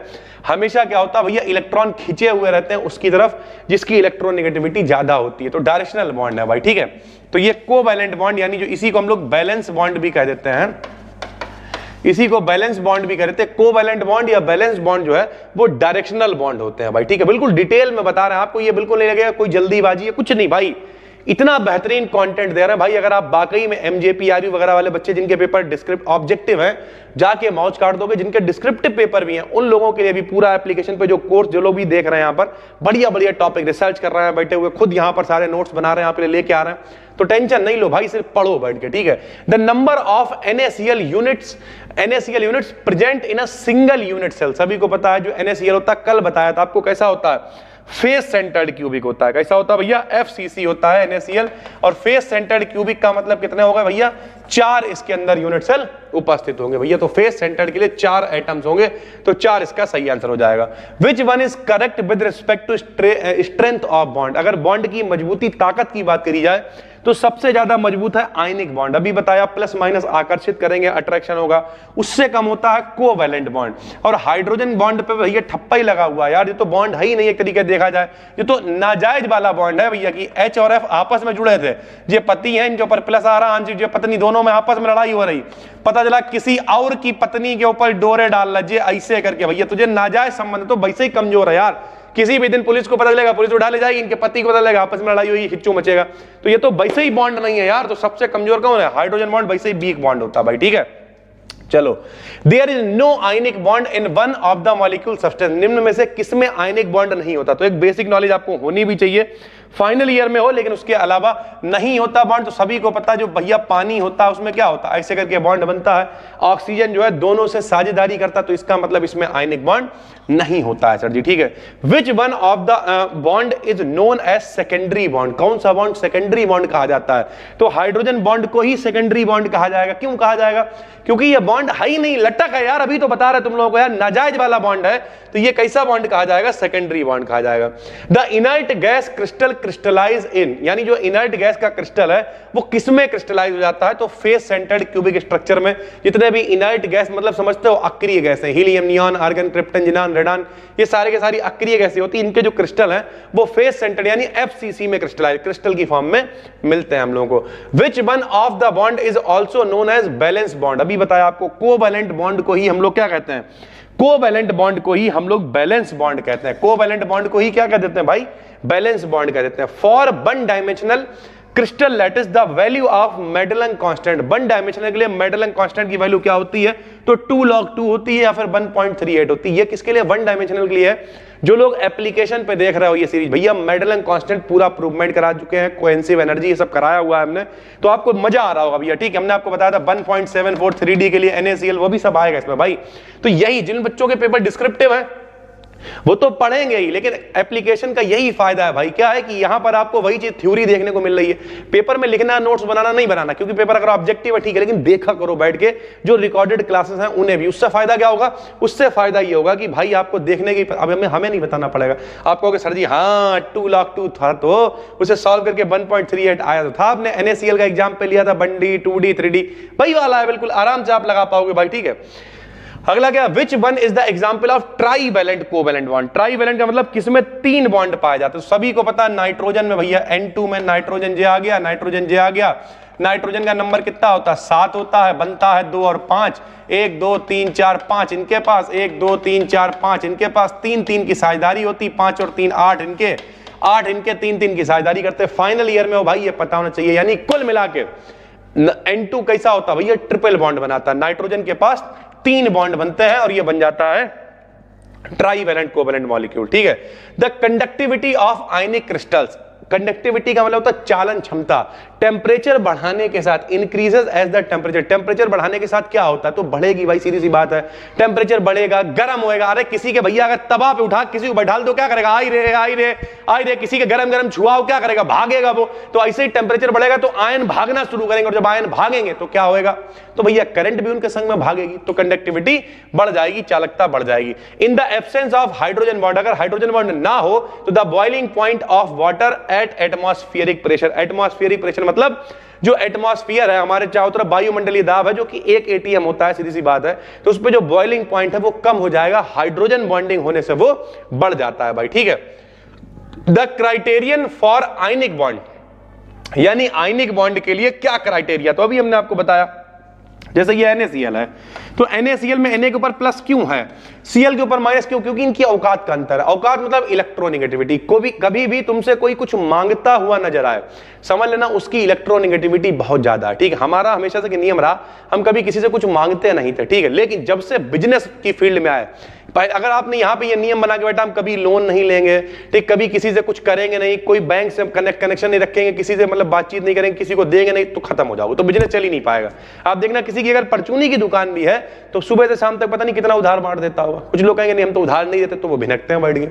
यहां तक कि जितना बड़ा लेवल होगा आप देखना, अभी जैसे बल्ली पटला सरिया ये सब है, 5 लाख का आदमी माल उठाता है तो वो 3 लाख दे आता है, 4 लाख दे आता है, चलाना ही पड़ता है भाई, लेना देना। तो इसी को इलेक्ट्रोनेगेटिविटी कह देते हैं। इलेक्ट्रोनेगेटिविटी का मतलब क्या है कि कौन कितना बड़ा भिखारी है, कौन कितना ज्यादा मांग रहा है भाई। ठीक, विजय माल्या टाइप लोग कितने बड़े भिखारी थे, मतलब 1200 करोड़ लेके भाग गए, तो उनकी इलेक्ट्रोनेगेटिविटी सबसे ज्यादा। कोई पूछे सबसे ज्यादा इलेक्ट्रोनेगेटिविटी किसकी है, विजय माल्या की। क्यों, इतना रुपया लेके भाग गए, भिखारी थे 1 नंबर के। तो कुल मिला के इलेक्ट्रोनेगेटिविटी का डिफरेंस होता है, तब बनता है आयनिक बॉन्ड। यानी जिसकी भैया जो ज्यादा भिखारी होता है उसके ऊपर माइनस, जो भैया दे रहा है उसके ऊपर प्लस। ये पॉजिटिव आयन है, निगेटिव आयन सर जी। ठीक है। द मेडलन कांस्टेंट पढ़ा चुके हैं आपको, NaCl क्रिस्टल के लिए मेडलन कांस्टेंट निकलवाया था 1.748। याद करो अल्फा m से लिखा था, साथ में एक वैल्यू लिखी थी 1/4 पाई एप्सिलॉन 0। इस तरीके से भाई जिन बच्चों ने नहीं पढ़ा है, जिनके लिए जो लोग ये सीरीज YouTube पे देख रहे हैं भाई, वो लोग भी टेंशन ले, वो लोग डायरेक्ट याद करें। NaCl के लिए मेडलन कांस्टेंट 3D स्ट्रक्चर के लिए कितना होता है, 1.748 होता है भाई। ठीक है। Diamond and silicon are covalent, जाहिर सी बात है, डायमंड है सिलिकन है। डायमंड क्या मतलब, डायमंड का मतलब कार्बन का अपर रूप है, बदला हुआ रूप है। सिलिकन है, कार्बन की भी बैलेंसी 4 होती है, सिलिकन की बैलेंसी 4 होती है, तो सारे के सारे साझेदारी करते हैं, कोवैलेंट बॉन्ड बनाते हैं, सीधी सी बात है। Usually ionic crystals are transparent, जो आयनिक क्रिस्टल होते हैं वो पारदर्शी होते हैं। किसके लिए, तो भैया विजिबल लाइट के लिए। जैसे जो अक्रिय गैसें थी, इनर्ट गैसेस थी, जहां से हमने शुरू किया था, वो अल्ट्रावायलेट के लिए, पराबैंगनी के लिए थी, वैसे ही ये किसके लिए है, विजिबल लाइट के लिए है भाई। ठीक है। अगला क्या है, अगला है the expression of bulk modulus. ये याद कर लेना भैया, बल्क मॉडुलस क्या होता है, आयतन प्रत्यास्था गुणांक होता है। छोटे क्लास में आपने पढ़ा होगा, क्या फार्मूला होता है इसके लिए, K बराबर m0 Q स्क्वायर n-1 बटे में 72 पाई एप्सिलॉन 0 R0 की पावर 4। ये फार्मूला होता है बल्क मॉडुलस का आयनिक क्रिस्टल के लिए, जो कि आपको पता होना चाहिए। बाकी मेडलन कांस्टेंट NaCl के लिए 1.748 होता है, सीजियम क्लोराइड के लिए 1.762 होता है, जिंक सल्फाइड के लिए 1.638 होता है, ये आपको पता होना चाहिए। मेडलन एनर्जी आपको बताया था हमने कि भैया जो मेडलन कांस्टेंट के लिए जो एनर्जी हम लोग इस्तेमाल करेंगे उसे क्या कहेंगे, मेडलन एनर्जी कहेंगे। ये फार्मूला होता है माइनस का m0 Q स्क्वायर n बटे में 4 पाई एप्सिलॉन 0 R0।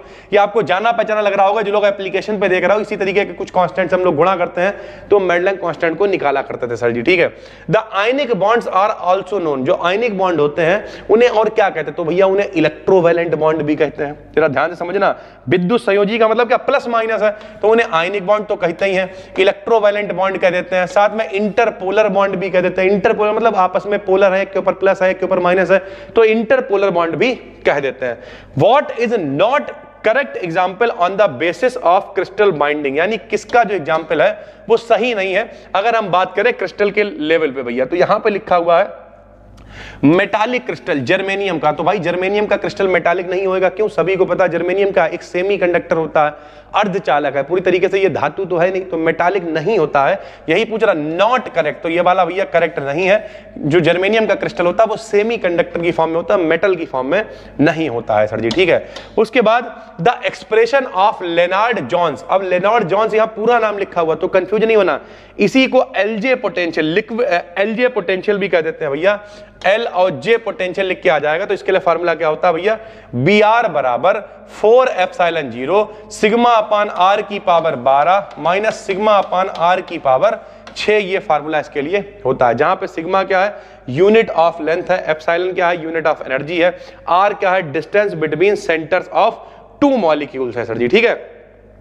उसके बाद radiation used for powder method, जो पाउडर मेथड होता है आपको पढ़ाया हमने, पाउडर मेथड पढ़ाया है, लाए का मेथड पढ़ाया हुआ है, ये सारे मेथड क्या है, तो इसमें जिसका इस्तेमाल करा जाता है वो रेडिएशन कैसा होता है, तो वो मोनोक्रोमेटिक रेडिएशन होता है। मोनोक्रोमेटिक क्या होता है, सारी जो वेव्स जा रही हैं उनमें फेज डिफरेंस जीरो है, फेज डिफरेंस जीरो मतलब कलांतर जीरो। कलांतर क्या होता है भैया, चलने के तरीके में अंतर, कला में अंतर, कलांतर कहलाता है सर जी। ये देखो मान लिया एक ऐसे चल रहा है, एक ऐसे चल रहा है, तो ये जो इनके चलने में अंतर आ रहा है यही क्या होता है, कलांतर होता है। तो अगर फेज डिफरेंस जीरो है, सब एक जैसे चल रहा है, तो उन्हें मोनोक्रोमेटिक, एक वर्णी कह देते हैं।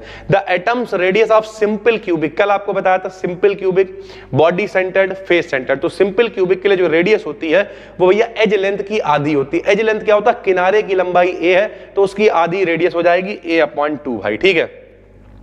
Number of lattice points per unit cell in a body centred, भैया बॉडी सेंटर्ड तो कितना होगा, 2 होगा, फेस सेंटर्ड के लिए 4 होगा, सिंपल क्यूबिक के लिए 1 होगा भाई, ठीक है। ये देखो number of lattice points per unit cell in face centred तो 4 हो जाएगा, सीधी सी बात है। Bragg's equation 2d sin theta बराबर n lambda has no solution, यानी कौन सी कंडीशन है जब हम इस इक्वेशन को सॉल्व नहीं कर सकते भाई, तो कब नहीं कर सकते, जब कभी भी जो लैम्डा यानी वेवलेंथ, जो प्रकाश आ रहा है उसकी जो तरंग दैर्घ्य है अगर वो कम है 2d से, भैया जो प्लेन्स के बीच की डिस्टेंस है उसके दुगने से अगर ये वैल्यू कम है तो फिर इसके लिए कोई भी सॉल्यूशन नहीं होगा, इसे हम लोग सॉल्व नहीं कर पाएंगे भाई, ठीक है। चलो सर जी, अगला क्या है, which method has been used in the determination of the configuration of enzyme. तो जो एंजाइम्स हैं, एंजाइम समझते हो भैया, तो एंजाइम है, उत्प्रेरक है, ये सब आपने पढ़ रखे हैं भैया। तो जो एंजाइम 12th में पढ़े होंगे, छोटे क्लास में पढ़े हुए हैं, केमिस्ट्री में पढ़े हुए हैं, कहीं ना कहीं आपने सुने होंगे, पढ़े होंगे। तो जो एंजाइम होते हैं, बहुत विशेष प्रकार के एंजाइम जो है विशेष प्रकार की क्रियाओं को करते हैं, अलग अलग रिएक्शंस को करने के लिए इस्तेमाल करे जाते हैं सर जी, ठीक है। तो एंजाइम्स के जो स्ट्रक्चर है उसे पता करने के लिए किस मेथड का प्रयोग करते हैं, तो हम लोग पाउडर मेथड का प्रयोग करते हैं भाई, ठीक है। Powder method of crystal analysis, तो पाउडर जो मेथड है वो दिया किसने है, तो वो डेबी और सीरियर ने दिया है। किसने, डेबी और सीरियर ने दिया है। उसके बाद which is the Bragg's equation for second order reflection. अब आपको पता होना चाहिए कि भैया फार्मूला क्या होता है, ब्रैग्स इक्वेशन का फार्मूला होता है 2d sin थीटा बराबर n लैम्डा होता है। अब सेकंड ऑर्डर की बात करें तो सेकंड ऑर्डर का मतलब क्या है, ऑर्डर ऑफ रिफ्लेक्शन n होता है, तो n की जगह 2 रख देंगे, 2 से 2 कैंसिल हो जाएगा, तो d sin थीटा बराबर लैम्डा बचेगा भैया। तो सेकंड ऑर्डर के लिए जो ब्रैग्स इक्वेशन होती है वो d sin थीटा बराबर लैम्डा होती है भाई, ठीक है। क्या है, फोनॉन्स ओबे द स्टैटिक्स। भैया जो फोनॉन्स होते हैं, सर जी फोटॉन सुने तो यार, फोनॉन क्या होते हैं, तो भैया जब कभी प्रकाश के बारे में बात करा करते थे तो उन्हें फोटॉन बोलते थे। ऐसे ही एनर्जी की बात करेंगे भैया, ठीक है, ध्वनि की, साउंड की बात करेंगे तो उसी तरीके से जो साउंड के लिए हम लोग इस्तेमाल करेंगे वर्ड वो भैया फोनॉन्स कहलाएगा। और फोनॉन्स किसे फॉलो करता है, तो बीई स्टैटिक्स का मतलब है बोस आइंस्टीन स्टैटिक्स। इन सब के ऊपर हम डिटेल में वीडियो देने वाले हैं आपको, क्रोनिंग पेनी मॉडल प्रॉपर सारी स्क्रिप्टिंग कर रहे हैं, 3-4 वीडियो बेहतरीन देने वाले हैं जिनका पेपर डिस्क्रिप्टिव है भाई, ठीक है।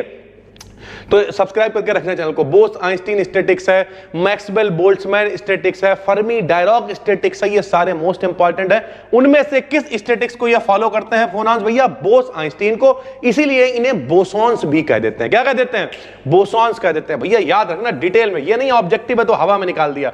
द कंडक्टिविटी, कंडक्टिविटी का मतलब होता है चालकता, करंट कितना फ्लो होगा, कैसा करंट आएगा भाई, ऑफ सेमी कंडक्टर। अब ये सेमी कंडक्टर क्या होता है, लो सर जी समझो, एक हम लोगों ने छोटे क्लास में पढ़ा, एक होता है चालक, एक होता है कुचालक और एक होता है अर्धचालक। सुना है सर जी। चालक को हम लोग कह देते हैं भैया कंडक्टर, क्या कह देते हैं, कंडक्टर। कुचालक को कह देते हैं इंसुलेटर। क्या कह देते हैं? इंसुलेटर। अर्धचालक को कह देते हैं सेमी कंडक्टर। क्या कह देते हैं? Semi conductor. जिनमें करंट नहीं आता है कुचालक है, जिनमें आता है चालक है, थोड़ा बहुत आता है अर्धचालक है भाई। तो अर्धचालक में थोड़ा बहुत आता है। कंडक्टिविटी ऑफ सेमी कंडक्टर, अगर जो अर्धचालक है उसमें टेम्परेचर 0 पर रख दो तो उसमें कितना करंट फ्लो होगा? तो भाई कोई करंट फ्लो नहीं होगा। टेम्परेचर बढ़ाते जाओगे तब क्या होगा? उसकी कंडक्टिविटी भी बढ़ती जाएगी तो 0 होगा भैया। ठीक, बहुत बढ़िया। अगला क्वेश्चन क्या है? On increasing the temperature, temperature बढ़ाने पर द रेजिस्टेंस ऑफ इंसुलेटर। ध्यान से समझ लो भैया, रेजिस्टेंस ऑफ इंसुलेटर का मतलब क्या, यहां समझो पहले। आप टेम्परेचर बढ़ाओगे तो करंट, क्योंकि भैया अंधाधुंध इलेक्ट्रॉन मूव करने लगेंगे। अरे किसी को गर्मी मिलेगी वो गदर काटने लगेगा, दौड़ने लगेगा, तो क्या होगा? इलेक्ट्रॉन तेजी से गति करेंगे, धारा का प्रवाह यानी करंट का फ्लो बढ़ेगा। ओम का नियम होता है B/I बराबर R। अगर I का मान बढ़ेगा तो R का मान कम हो जाएगा, रेजिस्टेंस की वैल्यू कम हो जाएगी। तो रेजिस्टेंस ऑफ इंसुलेटर डिक्रीजेस यानी कम होता है भाई। ठीक है। Fermi energy of a metal does not depend upon, यानी जो फर्मी एनर्जी होती है किस पे डिपेंड नहीं करती है? तो भैया shape and size of conductor, यानी कंडक्टर का मतलब समझते होगे आप लोग, मेटल भाई। ठीक है, कंडक्टर मेटल कह लो, कंडक्टर कह लो, बात है कि ये सोना है, चांदी है, सारी धातुएं हैं, सारी मेटल है और इन सब में करंट भी आता है। तो उसका शेप कैसा है, साइज कैसा है, इस पे फर्मी एनर्जी डिपेंड नहीं करेगी भाई। ठीक। अगला क्वेश्चन क्या है?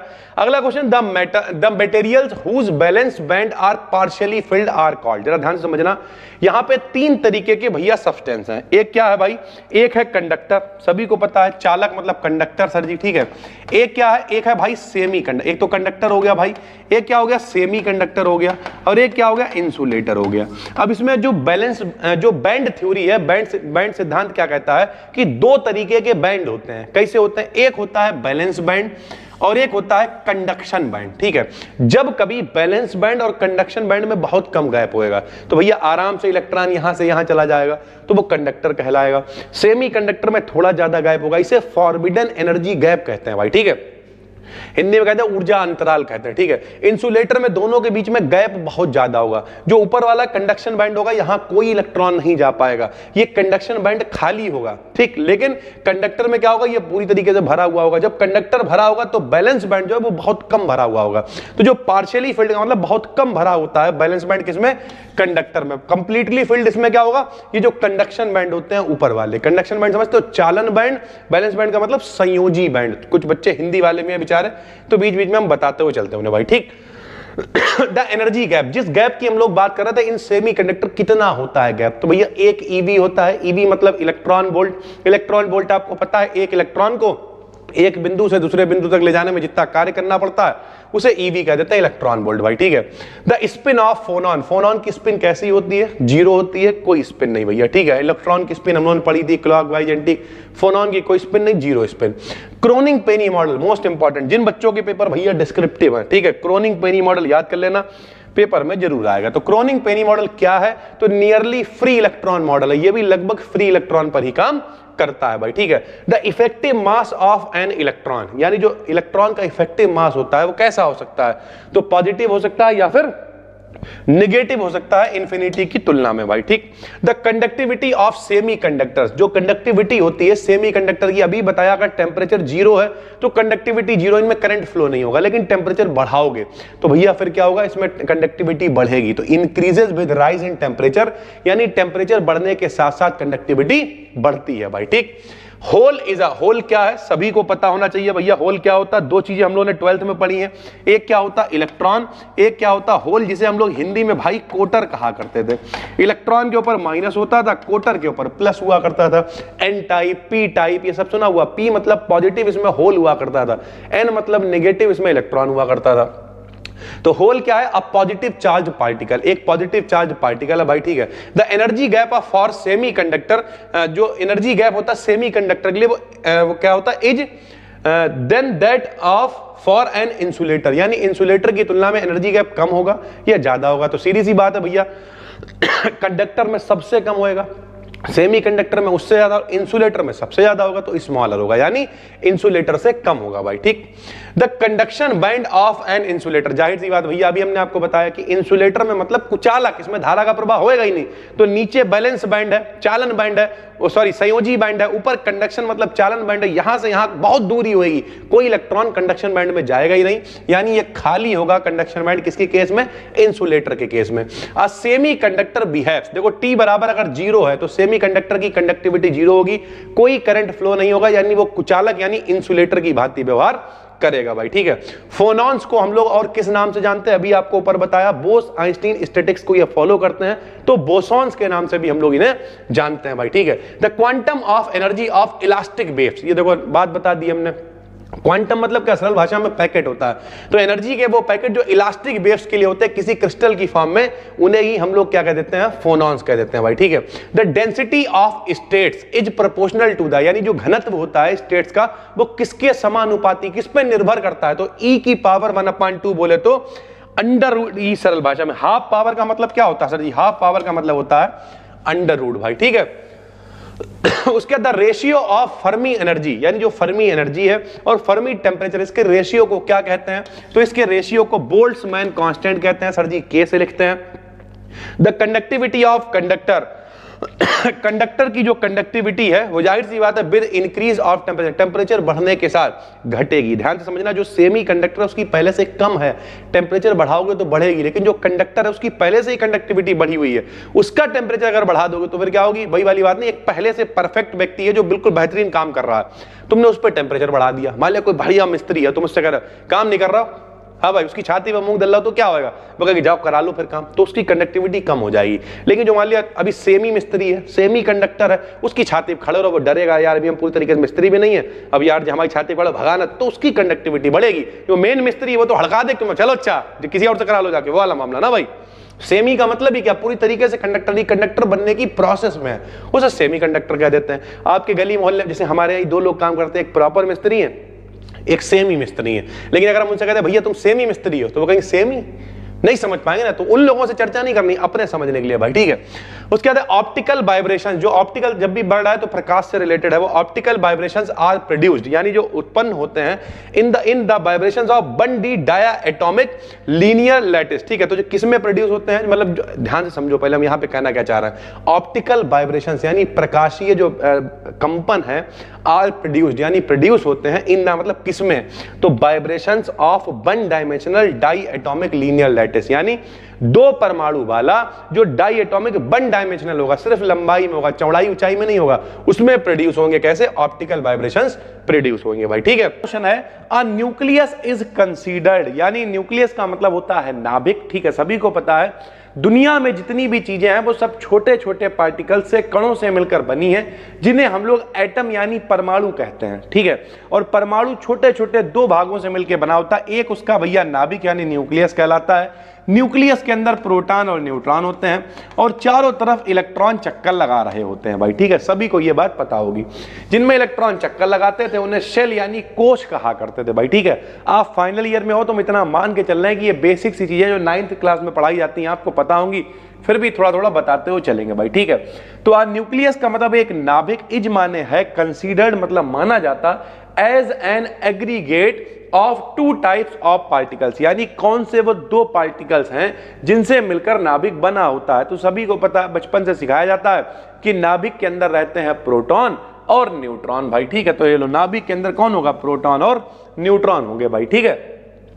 अगला क्वेश्चन है, a proton is the nucleus of the simplest atom, कौन सा वो परमाणु है जिस परमाणु का जो नाभिक है वही प्रोटॉन कहलाता है। कैसे सर जी, आपको बताते हैं। हाइड्रोजन होता है सर जी, ये लिखा है 1H1, ठीक है। अब 1H1 में बताओ इसका नंबर कितना है, 1 है, तो इसमें प्रोटॉन कितना होएगा, 1, इलेक्ट्रॉन भी कितना होगा, 1, लेकिन न्यूट्रॉन इसमें कितना है, देखो 1 में से 1 घटाएंगे तो 0 आएगा भाई, ठीक, इसमें न्यूट्रॉन 0 है। तो सरल भाषा में कहें, हाइड्रोजन के न्यूक्लियस के अंदर, हाइड्रोजन के नाभिक के अंदर न्यूट्रॉन नहीं होते हैं, सिर्फ एक प्रोटॉन होता है। इसी वजह से चाहे आप उसे हाइड्रोजन का न्यूक्लियस कह लो, चाहे हाइड्रोजन का नाभिक कह लो, और चाहे आप उसे प्रोटॉन कह लो, एक ही बात है, ठीक है। तो proton is the nucleus of hydrogen भाई, ठीक है, यानी हाइड्रोजन के नाभिक को प्रोटॉन कहते हैं। न्यूट्रॉन्स डिस्कवर्ड बाय, ये बहुत छोटे क्लास में पढ़ाया जाता है कि भैया ईंट पर नाच, याद है आपको 9th क्लास में आपने पढ़ा होगा, ईंट पर नाच। क्या था भैया? ई माने इलेक्ट्रॉन, ई माने इलेक्ट्रॉन, टा माने टॉमसन, ई माने इलेक्ट्रॉन, टा माने टॉमसन, पा माने प्रोटॉन, रा माने रदरफोर्ड, पा माने प्रोटॉन, रा माने रदरफोर्ड, ना माने न्यूट्रॉन और चा माने चैडविक। चा माने क्या हो गया? चैडविक भैया। तो यानी इलेक्ट्रॉन की खोज टॉमसन ने की, प्रोटॉन की खोज रदरफोर्ड ने की, न्यूट्रॉन की खोज चैडविक ने करी। तो यानी कुल मिला के अगर पूछे न्यूट्रॉन्स डिस्कवर्ड बाय किसने खोज की, तो न्यूट्रॉन की खोज किसने करी? चैडविक ने की मेरे भाई। ठीक है, अगला क्वेश्चन क्या है? The number of protons in a nucleus is called, यानी जब भी कभी नाभिक के अंदर जो नंबर ऑफ प्रोटॉन्स होंगे, जितने प्रोटॉन होंगे उन्हें क्या कहेंगे? तो डायलॉग आपको क्या एक बताया दे रहे हम, क्या या करके ना निकलने लगा, ये अभी एक वायरल हो गया था, लेकिन खैर। तो नंबर ऑफ प्रोटॉन, जो नंबर ऑफ प्रोटॉन्स है उन्हें क्या कहेंगे? तो भैया जितना जिसका नंबर होगा उतने होंगे प्रोटॉन। यानी सरल भाषा में हाइड्रोजन का नंबर 1 है तो उसमें प्रोटॉन 1 है, हीलियम का नंबर 2 है तो उसमें प्रोटॉन 2 होंगे, नाइट्रोजन का नंबर 7 है तो उसमें प्रोटॉन 7 होंगे, सोडियम का नंबर 11 है तो उसमें प्रोटॉन 11 होंगे। यानी जितना जिसका नंबर वही उसके प्रोटॉन कहलाएंगे।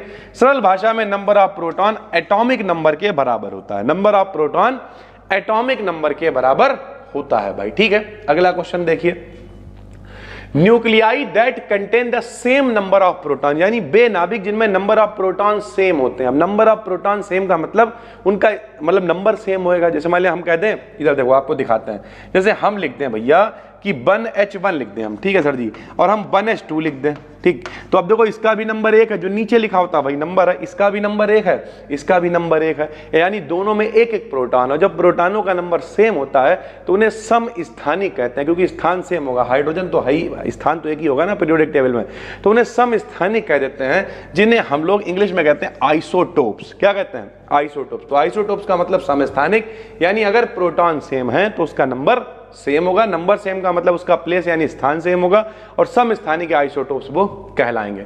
द न्यूक्लियर फोर्स इज, जो नाभिकीय बल है, नाभिकीय बल क्या होता है? जो नाभिक के मूल कणों को आपस में बांधे रखता है। जो फंडामेंटल पार्टिकल्स हैं, प्रोटॉन न्यूट्रॉन आपस में कैसे बंधे रहते हैं?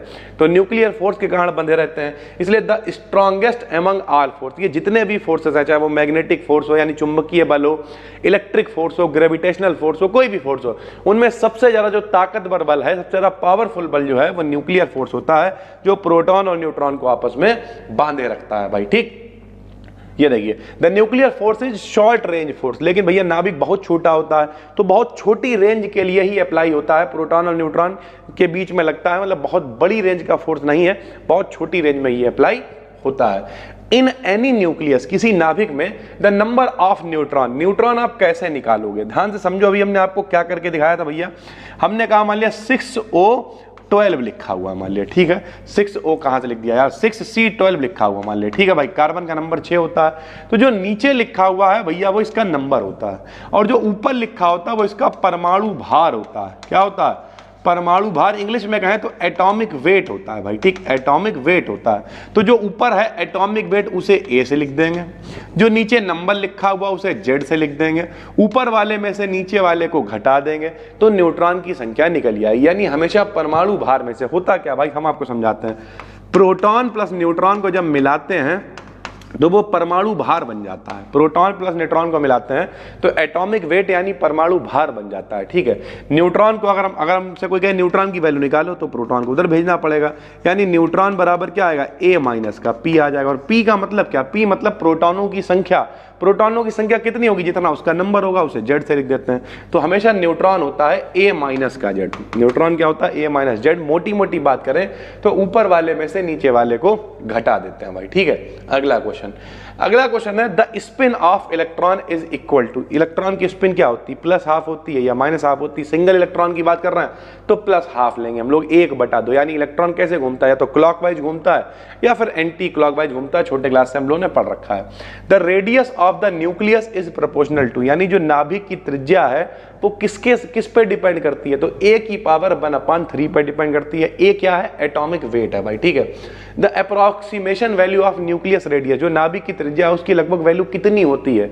तो भैया होती है 1.2 10⁻⁻15। A की पावर 1/3 के तो डायरेक्टली प्रोपोर्शनल ही लिख ही दिया, प्रोपोर्शनल अगर हटाएंगे तो इतनी वैल्यू और आ जाएगी, यानी 1.2 × 10⁻⁻15, ये इतनी होती है न्यूक्लियस की रेडियस यानी नाभिक की त्रिज्या। द न्यूट्रॉन इज न्यूट्रॉन क्या है तो सभी को पता है, प्रोटॉन के ऊपर प्लस होता है, इलेक्ट्रॉन के ऊपर माइनस होता है। न्यूट्रॉन बाबा आदमी है, इसके ऊपर ना तो प्लस होता है ना माइनस होता है। ये कैसा होता है भैया, न्यूट्रल होता है भाई, ठीक है। The packing fraction is equal to, जो पैकिंग फ्रैक्शन है उसे हम लोग कैसे लिखेंगे भाई, तो m जो मास है माइनस का a अपान में कैपिटल है भैया, ठीक है। मास में से घटाएंगे किसे, एटॉमिक वेट को घटाएंगे, अपान में कैपिटल है, इसे हम लोग पैकिंग फ्रैक्शन कहते हैं भाई, ठीक है।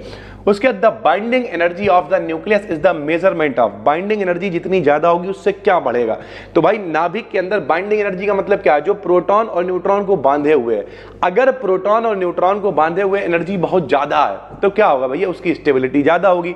यानी अगर कस के बंधा हुआ तो स्टेबिलिटी ज्यादा, और अगर बाइंडिंग एनर्जी कम है, कस के नहीं बंधा हुआ, तो प्रोटॉन अपनी जगह निकल जाएगा, न्यूट्रॉन अपनी जगह निकल जाएगा और एनर्जी कम हो जाएगी। यानी सरल भाषा में कहें तो प्रोटॉन और न्यूट्रॉन की जो भैया एनर्जी होती है वो जितनी ज्यादा होगी उसकी स्टेबिलिटी उतनी ज्यादा होगी भाई, ठीक है। According to the liquid drop model, जो लिक्विड ड्रॉप मॉडल होता है, the nucleons in any nucleus interact only, यानी जो न्यूक्लियॉन्स हैं सरल भाषा में कहें प्रोटॉन न्यूट्रॉन है, वो किससे इंटरेक्ट करते हैं, तो वो नियरेस्ट नेबर, जो उसके पास वाले हैं, उसके पास वाले हैं, वहां तक भैया इंटरेक्ट करते हैं भाई, ठीक है।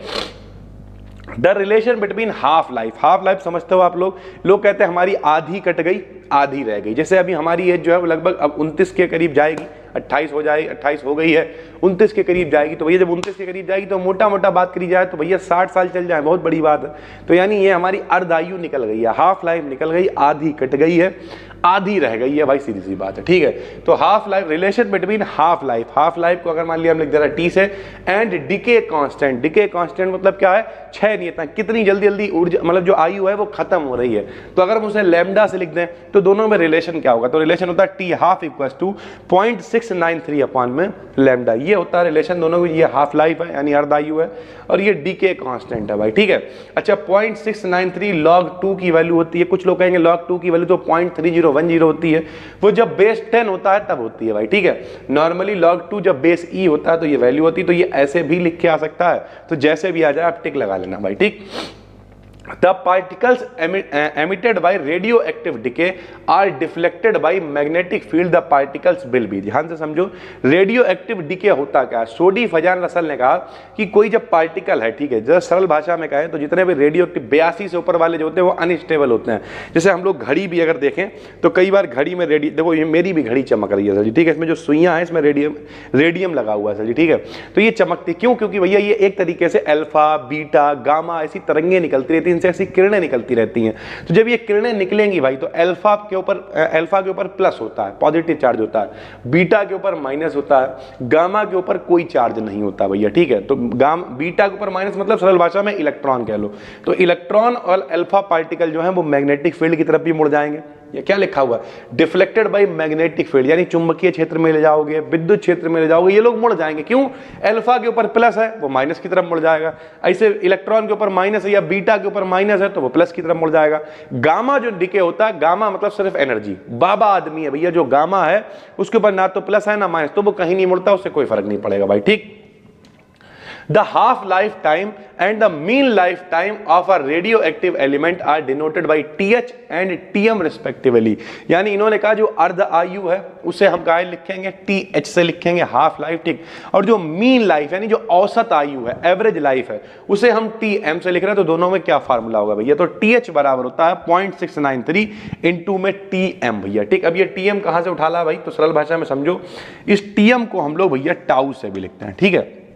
टाउ बराबर 1 अपान लैम्डा होता है, फार्मूला आपको बता चुके हैं भैया। टी हाफ बराबर क्या होता है, 0.693 अपान लैम्डा, 1 अपान लैम्डा को हम लोग टाउ लिख सकते हैं। तो इस तरीके से ये फार्मूला भी हो सकता है, चाहे तो टाउ लिख के आ जाए, टीएम लिख के आ जाए।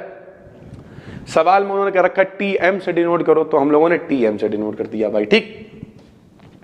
अल्फा रेज आर, जो अल्फा रेज हैं वो क्या है, तो भैया सभी को पता है अल्फा किरणें क्या होती हैं।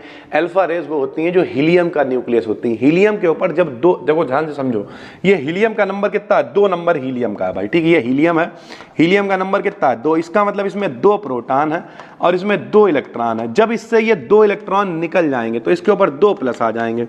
जब इससे ये 2 इलेक्ट्रॉन निकल जाएंगे तो 2 प्लस आ जाएंगे भाई, इसलिए इसे फिर हम लोग कहेंगे अल्फा कण। यानी सरल भाषा में अल्फा पार्टिकल के ऊपर 2 पॉजिटिव होते हैं। हीलियम के नाभिक से जब 2 इलेक्ट्रॉन निकल जाते हैं तो उसे अल्फा पार्टिकल कहते हैं भाई, ठीक है। उसके बाद अगला क्वेश्चन है, out of the following particles the one which is stable in free space. Free space में सबसे ज्यादा स्टेबल पार्टिकल कौन होता है? तो भैया इलेक्ट्रॉन सबसे ज्यादा स्टेबल होता है, न्यूट्रॉन सबसे कम स्टेबल होता है, यानी अनस्टेबल होता है। तो जो भी विकल्प में पूछा जाए उसे आप लगा लेना। Radioactivity occurs due to, radioactivity क्यों होती है? हमने आपको बताया 82 से ऊपर वाले सारे के सारे अनस्टेबल होते हैं और फिर वो क्या करते हैं, अपने अंदर से कुछ निकालते हैं, तरंगे, किरणें, अल्फा, बीटा, ये सब, और वो रेडियो एक्टिविटी कहलाती है। तो क्यों होती है radioactivity? Instability of nuclei, क्योंकि नाभिक अनस्टेबल होते हैं। The rate of decay of radioactive element, यानी द रेट ऑफ डिके का मतलब क्या है? डिके का मतलब खर्च होने की जो दर है, जो खर्चा हो रहा है जो रेडियो एक्टिव एलिमेंट्स का, वो क्या किस पे डिपेंड करता है? तो डिक्रीजेज एक्सपोनेंशियली, यानी तेजी से। एक्सपोनेंशियली समझते हो, ग्रोथ तेजी से होती जब, तो बहुत तेजी से कम होता है समय के साथ साथ भाई, ठीक है। क्यों? क्योंकि रेट ऑफ डिके का मतलब क्या, पहले बहुत तेजी से होगा, फिर और कम होगा, फिर और कम, धीरे धीरे कम होता चला जाएगा। जब पार्टिकल रह ही नहीं जाएगा तो फिर क्या ही भैया डिके होगा, तो धीरे धीरे खत्म हो जाएगा भाई, ठीक है। Which of the following is a mode of radioactive decay? निम्न में से कौन सा रेडियो एक्टिव डिके, तो चाहे अल्फा डिके विकल्प में हो, बीटा डिके हो, गामा डिके हो, अल्फा, बीटा, गामा तीनों डिके होते हैं। ये बात सोडी फजान रसल ने डिटेल में समझाई थी। तो भैया ये एक मोड है रेडियो एक्टिव डिके का। नेचुरल रेडियो एक्टिविटी को किसने बताया? तो हेनरी बैकुरल ने बताया था। हेनरी बैकुरल को कुछ पत्थर पड़े हुए मिले थे, उठा लाए, लैब में रख लिया, थोड़े दिन बाद देखा यार इनसे कुछ हमें लगता किरणें निकली होंगी, फोटोग्राफिक प्लेट को काला कर दिया इनने, लेकिन वो दिखाई नहीं दी, तो उन्हें अदृश्य किरणों को इन्होंने रेडियो एक्टिव किरणें कह दिया और उस पूरे प्रोसेस को रेडियो एक्टिविटी कह दिया भाई, ठीक है। The nucleons is the name you. Nucleons क्या होते हैं? तो भैया नाभिक के अंदर जो प्रोटॉन और न्यूट्रॉन होते हैं उन्हें मिला के proton plus neutrons equals to nucleons भाई, ठीक है। The mean binding energy per nucleons in the nucleus of an atom is nearly, यानी कोई अगर एटम है तो उसके लिए जो बाइंडिंग एनर्जी है, क्या कह रहा सर जी? मीन बाइंडिंग, यानी जो औसत बाइंडिंग एनर्जी होती है वो कितनी होती है? तो भैया वो 8 MeV होती है। MeV का मतलब मिलियन इलेक्ट्रॉन वोल्ट, ठीक है भाई। तो पर न्यूक्लियॉन के लिए जो औसत बाइंडिंग एनर्जी है वो 8 MeV होती है। न्यूक्लियर फोर्स एग्जिस्ट, जाहिर सी बात है नाभिकीय बल किसके बीच में लगेगा? नाभिक के मूल कणों के बीच में लगेगा, नाभिक के फंडामेंटल पार्टिकल्स के बीच लगेगा, यानी प्रोटॉन और न्यूट्रॉन के बीच में काम करता है हमेशा न्यूक्लियर फोर्स।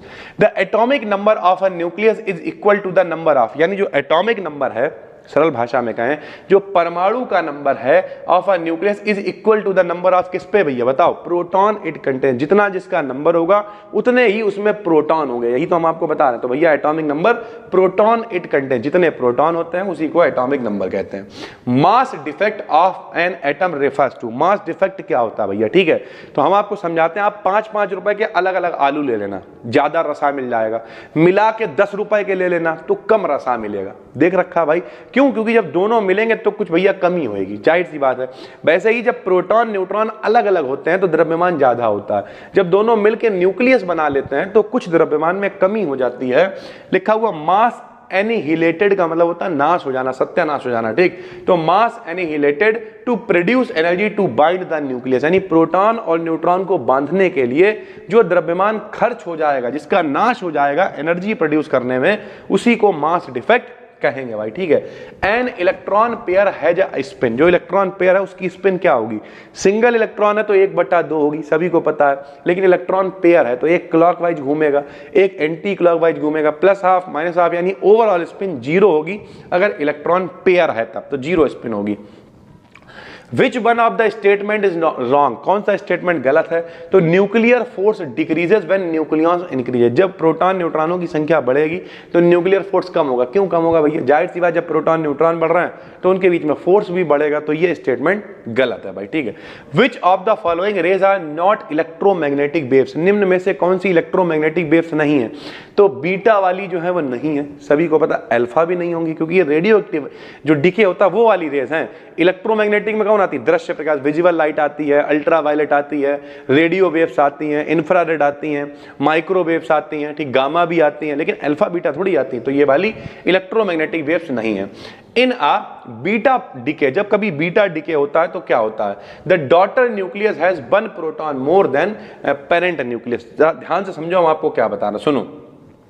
जब भी कभी अल्फा यानी एक अल्फा निकलेगा तो नीचे दो, क्योंकि अल्फा का मतलब क्या, 2He4 सरल भाषा में, तो नीचे जैसे मान लिया यहां पे हम लिख दें 82 PB 206 लिख दिया हमने, ठीक। कोई कहते हैं इसमें से एक अल्फा निकाल दो, तो अल्फा का मतलब 2He4, तो नीचे से 2 निकल जाएंगे, ऊपर से 4 निकल जाएंगे, तो नीचे क्या बचेगा, 80 बचेगा, ऊपर क्या बचेगा भैया, 202 बचेगा। तो इस तरीके से बनता है 80 नंबर जिसका भी हो, थोरियम का नंबर होगा 80 सर जी, ठीक है। तो कुल मिला, थोरियम का हो, थोरियम का ही होता है शायद, देख लेना आप, ठीक है। तो 81 नंबर होता है थोरियम का, 80 नंबर होता है Hg का, मरकरी का होता है 80 नंबर होता है Hg का, ये देखो। तो कुल मिला के अगर आप यहाँ पे समझने की कोशिश करो तो जब भी कभी एक अल्फा पार्टिकल निकलेगा तो नीचे क्या होगा भैया, नीचे कमी होएगी 2 की, ठीक, ऊपर कमी हो जाएगी 4 की, क्योंकि अल्फा का मतलब 2He4 निकल गया। ऐसे ही जब बीटा निकलता है तो बीटा हमने यहाँ पे लिख भी दिया, नीचे क्या होगा, -2 हो जाएगा अल्फा निकलने पे, ऊपर -4 हो जाएगा भाई, ठीक। लेकिन जब बीटा निकलेगा तो भैया बीटा निकलने में नीचे +1 हो जाएगा और ऊपर कोई चेंज नहीं होगा। ये सोडी फजान रसल ने कहा है, नीचे एक +1 का मतलब कितना, 82 एक 83 हो जाएगा। 83 कितना होता है, 83 नंबर होता है भैया बिस्मत होता है सर जी, 83 नंबर, ठीक। तो 83 नंबर बिस्मत हो जाएगा, ऊपर नो चेंज रहेगा यानी 206, यही लिखा हुआ है यहाँ पे। क्या लिखा है हमने, the daughter nucleus has 1 proton more, यानी जो बनेगा, डॉटर का मतलब जो बनेगा उसके पास 1 प्रोटॉन एक्स्ट्रा आ जाएगा, ठीक। तो बीटा निकलते समय नीचे 1 बढ़ जाता है, 1 प्रोटॉन की वृद्धि हो जाती, ऊपर नो चेंज रहता है। लेकिन अल्फा निकलते समय नीचे 2 की कमी, ऊपर 4 की कमी हो जाती है। जब गामा निकलेगा तो ऊपर भी नो चेंज, नीचे भी नो चेंज, यानी कोई फर्क नहीं पड़ेगा, ना तो प्रोटॉन के अंदर ना ही उसके बाहर के अंदर भाई, ठीक है। उसके बाद due to annihilation of electron and anti electron, जब इलेक्ट्रॉन और एंटी इलेक्ट्रॉन मतलब पॉजिट्रॉन, इलेक्ट्रॉन का उल्टा पॉजिट्रॉन होता है, जब इलेक्ट्रॉन और पॉजिट्रॉन एक दूसरे का नाश कर देते हैं, यानी जिसे हम लोग युग्म उत्पादन और युग्म विनाश की क्रिया कहा करते थे, तब कितनी एनर्जी निकलती है भाई, तो 1.02 MeV रिलीज होती है भाई, ठीक है। उसके बाद volume binding energy is proportional, जो वॉल्यूम बाइंडिंग एनर्जी होती है वो किस पे डिपेंड करती है, तो वो कैपिटल ए पे डिपेंड करेगी, एटॉमिक वेट पे। The mass density of all nucleus is, यानी जितने भी नाभिक होते हैं उनकी जो मास डेंसिटी होती है, घनत्व होता है सरल भाषा में, कितने प्रोटॉन कितने न्यूट्रॉन कितने एरिया में रहेंगे भाई, ठीक है, वो लगभग सेम होती है सभी की। The decay constant of a radio active element, decay constant आपको दे रखा है, सरल भाषा में कहें लैम्बडा की वैल्यू दे रखी है।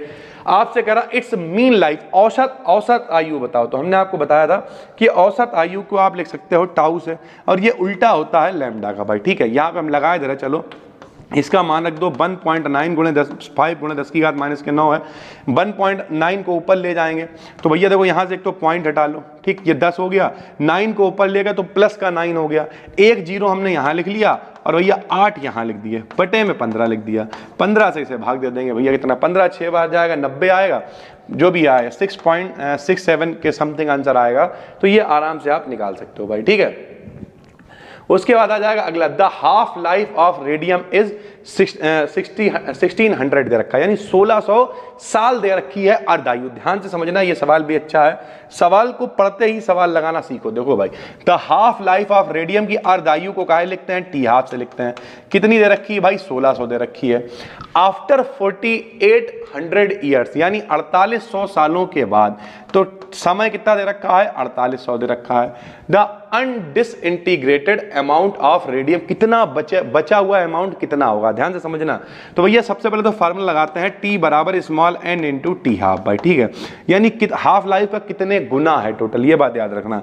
तो टी आया, n का मान कितना आया भैया, n का मान तो चाहिए है, t का मान कितना है, देखो 4800 है, ठीक है, n का मान चाहिए है, टी हाफ का मान 1600 है, 16 से काट दिया 3 बार, तो स्मॉल n का मान हमने 3 निकाल लिया, ठीक।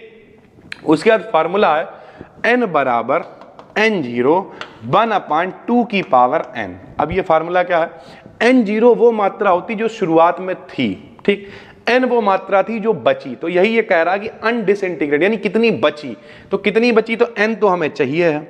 अब n0 भी नहीं दे रखा है, तो हम जब नहीं पता है तो हम मान के चले 1 थी शुरुआत में, कितनी थी, 1 थी, बची कितनी, 0.5 बची हो, यही मानते हैं हम लोग, ठीक है। तो हमने क्या मान लिया, ये 1 मान लिया, ठीक। 1/2 मान लिया, n का मान 3 निकाल जो, 2 दूनी 4 दूनी 8, यानी n का मतलब 1/8, यानी पहले 1 थी, अब 1/8 हमारे पास बचेगी, बाकी सारी खर्च हो जाएगी या फिर डिसइंटीग्रेट हो जाएगी भाई। ठीक है, एक होता भाई फिशन, ठीक है, और एक होता है फ्यूजन। फ्यूजन देखो, फिशन मतलब होता है टूटना और फ्यूजन मतलब होता है जुड़ना।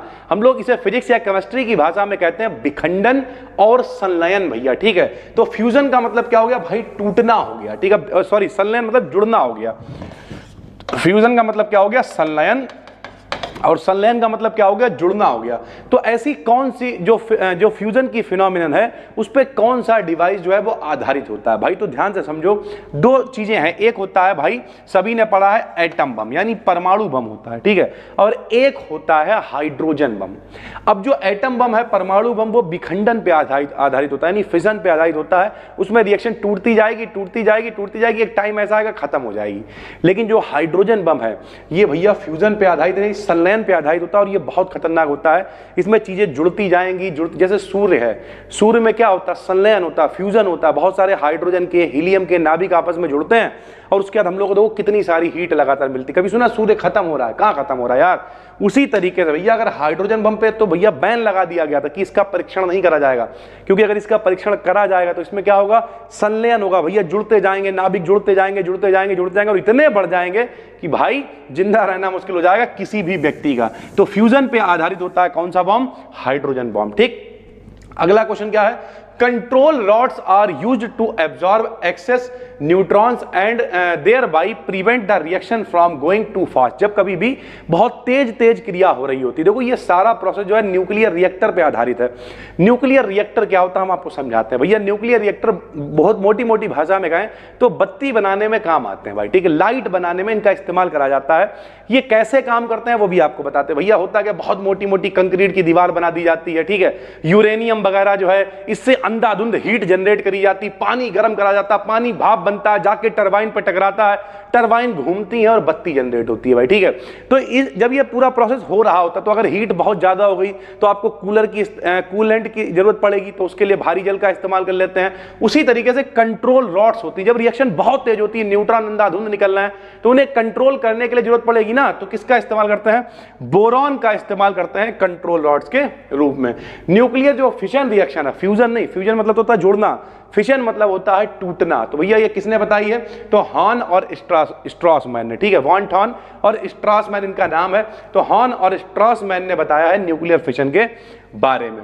विच of the following interaction is at least significance in nuclear physics. अब देखो बहुत सारे इंटरेक्शन होते हैं, जैसे हम कहते हैं इलेक्ट्रोमैग्नेटिक इंडक्शन है, इंडक्शन कह रहा है, इलेक्ट्रोमैग्नेटिक इंटरेक्शन है, ठीक है, इलेक्ट्रिक इंटरेक्शन है, न्यूक्लियर फोर्सेज हैं। सबसे कमजोर कौन सा है, लीस्ट पूछ रहा भैया, तो जो ग्रेविटेशनल वाला इंटरेक्शन है सबसे कम है। ये देखो ग्रेविटेशन नीचे है तब भी हम कूद पा रहे हैं, इसका मतलब क्या हुआ, एक टीचर वाले कूद कूद के पढ़ाओ, क्यों, क्योंकि नीचे भैया जो ग्रेविटेशन है वो बहुत कम है।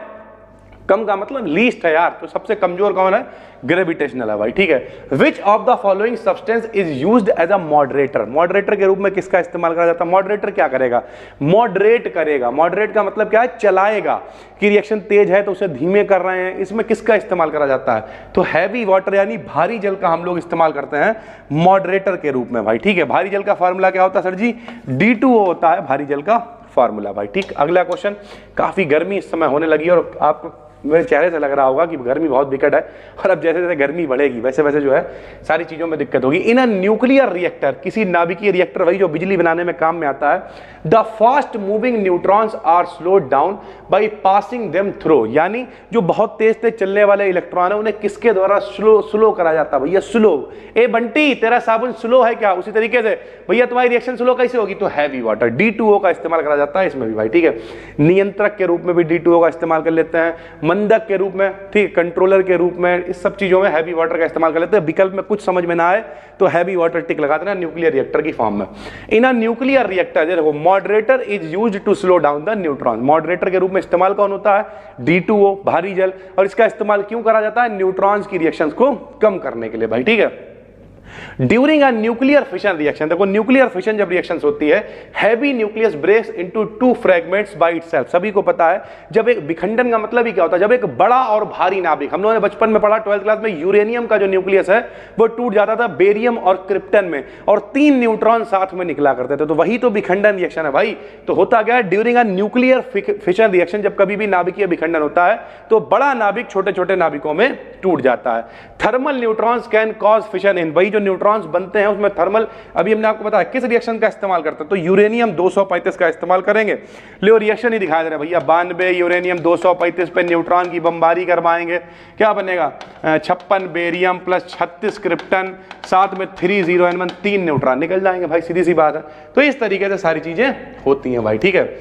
In atomic reactors cadmium rods are used to control chain reaction, this is because cadmium, अब देखो भैया कैडमियम का इस्तेमाल परमाणु रिएक्टरों में क्यों करा जाता है, कैडमियम की छड़ों का इस्तेमाल क्यों किया जाता है, क्योंकि जो कैडमियम की छड़ें होती हैं एब्जॉर्ब सम न्यूट्रॉन्स, कुछ न्यूट्रॉन्स को एब्जॉर्ब कर लेंगी।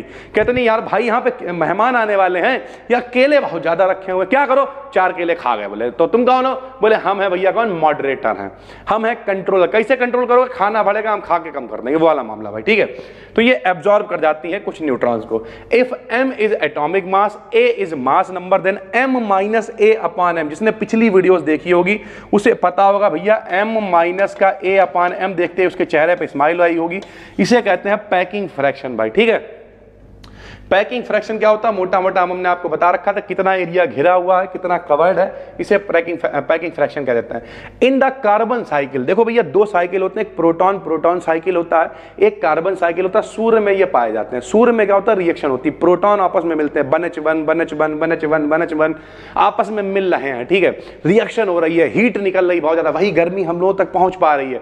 तो इसमें कार्बन कार्बन चक्र में 6C12 का इस्तेमाल करा जाता है, और एज ए कैटलिस्ट आप कह दो इसे, आखिरी में जैसा कार्बन होता है वैसा ही बच जाता है। तो यहां पे पूछा है कि in the carbon cycle the 6C12 isotope का क्या होता है, तो इज रीजनरेटेड, यानी दोबारा से बन जाता है at the end of the cycle. Cycle जब पूरा खत्म हो जाता है, हीट जनरेट हो जाती है, तो जो 6C12 जो है दोबारा से बन जाता है। वैसा भी कोई कैटलिस्ट जो होता है उसका इस्तेमाल ही इसी तरीके से करा जाता है कि जैसा शुरू में है, जैसे नहीं जीजा मौसा टाइप, उन्हें मतलब नहीं है कुछ भी, वो सिर्फ कैटलिस्ट हैं, बारात कराएंगे अपने आप, जैसे शुरू में थे वैसे आखिरी में निकल लेंगे भाई, ठीक है।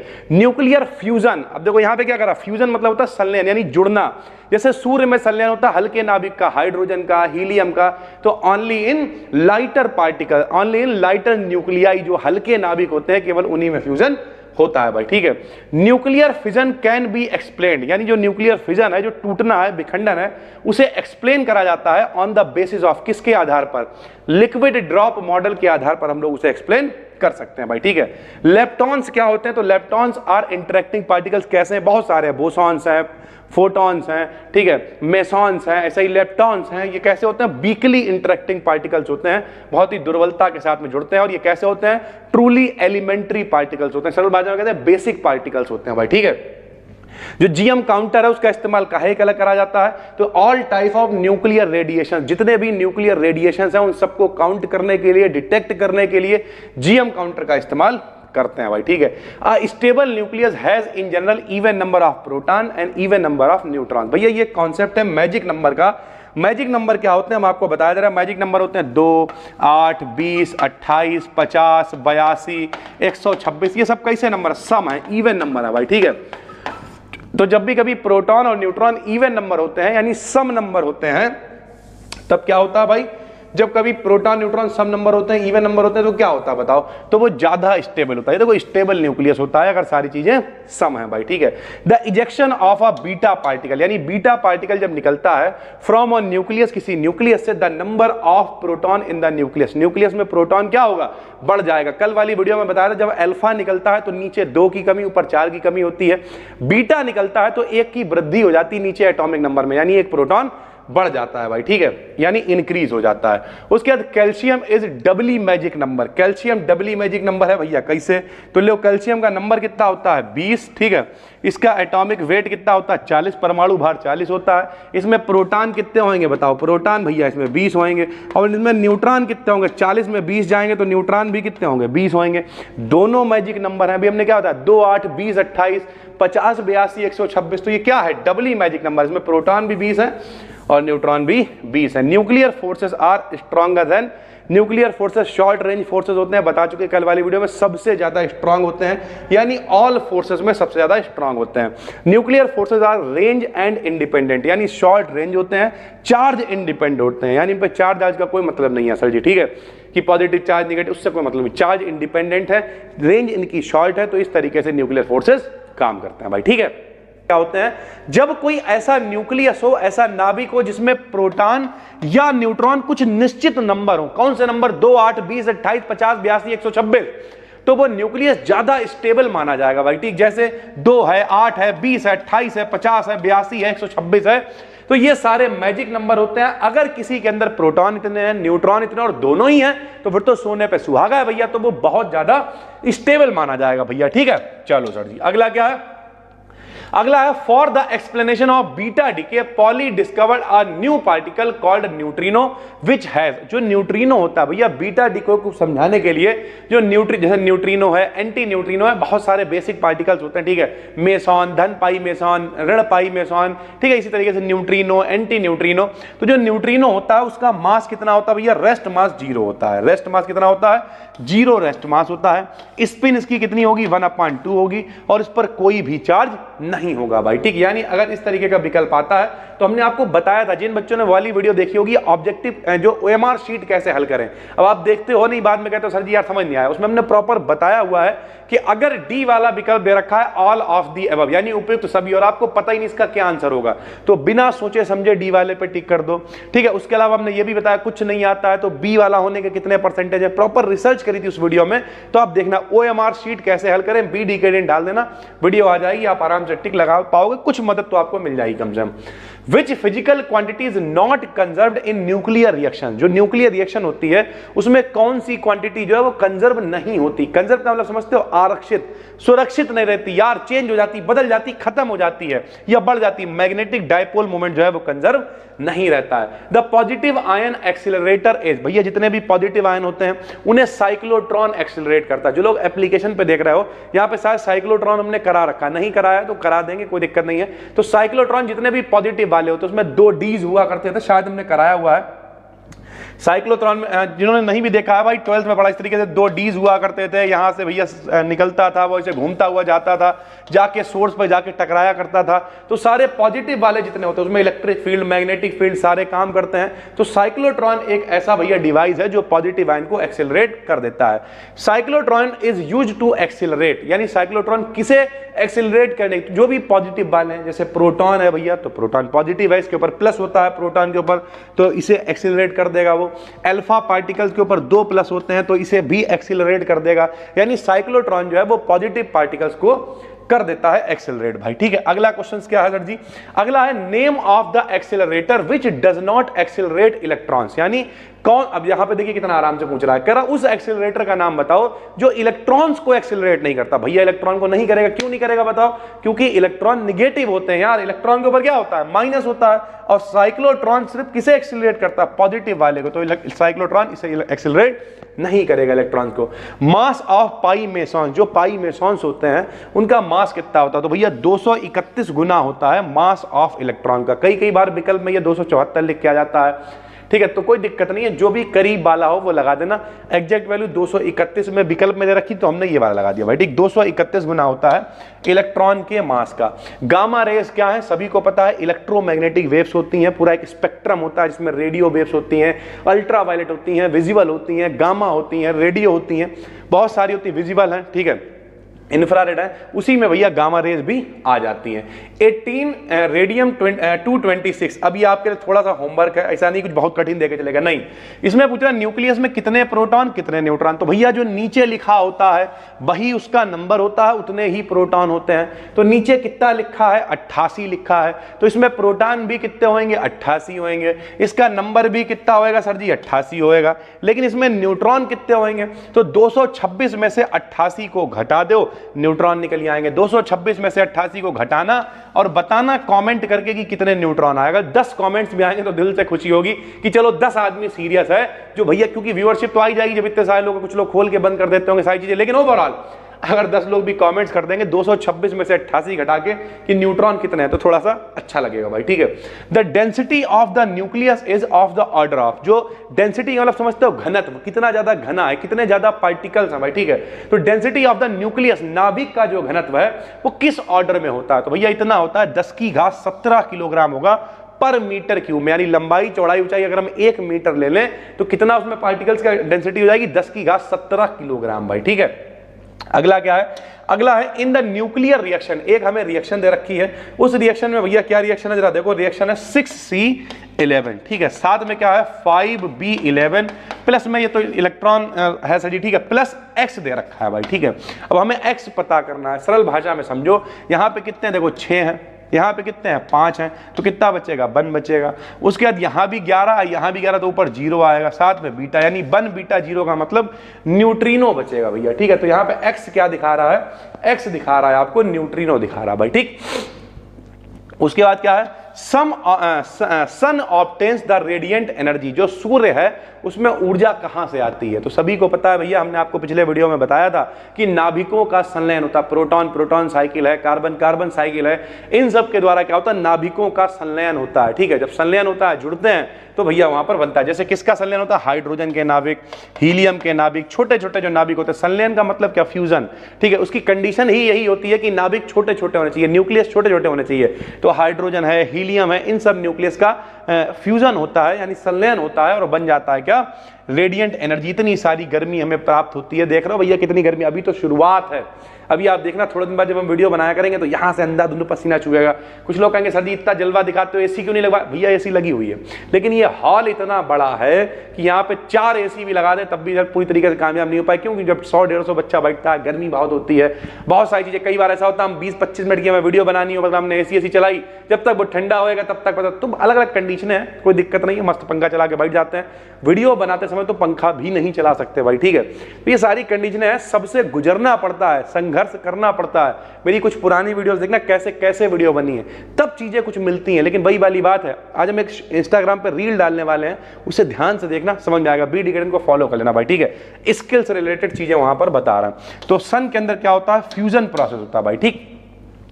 उसके the most suitable element of nuclear fission, नाभिकीय विखंडन के लिए सबसे बढ़िया एलिमेंट कौन सा है, तो सभी को पता है, ऑटो हॉर्न और स्ट्रॉसमैन ने जो भैया किया था एक्सपेरिमेंट, तो उसमें 92 यूरेनियम लिया था यार। तो हम लोग भी क्या कहते हैं, सबसे सटीक कौन सा भाई, यूरेनियम है, सीधी सी बात है। तो यूरेनियम नंबर जो है वो सबसे सटीक है, किसके लिए, फिजन के लिए, नाभिकीय विखंडन के लिए।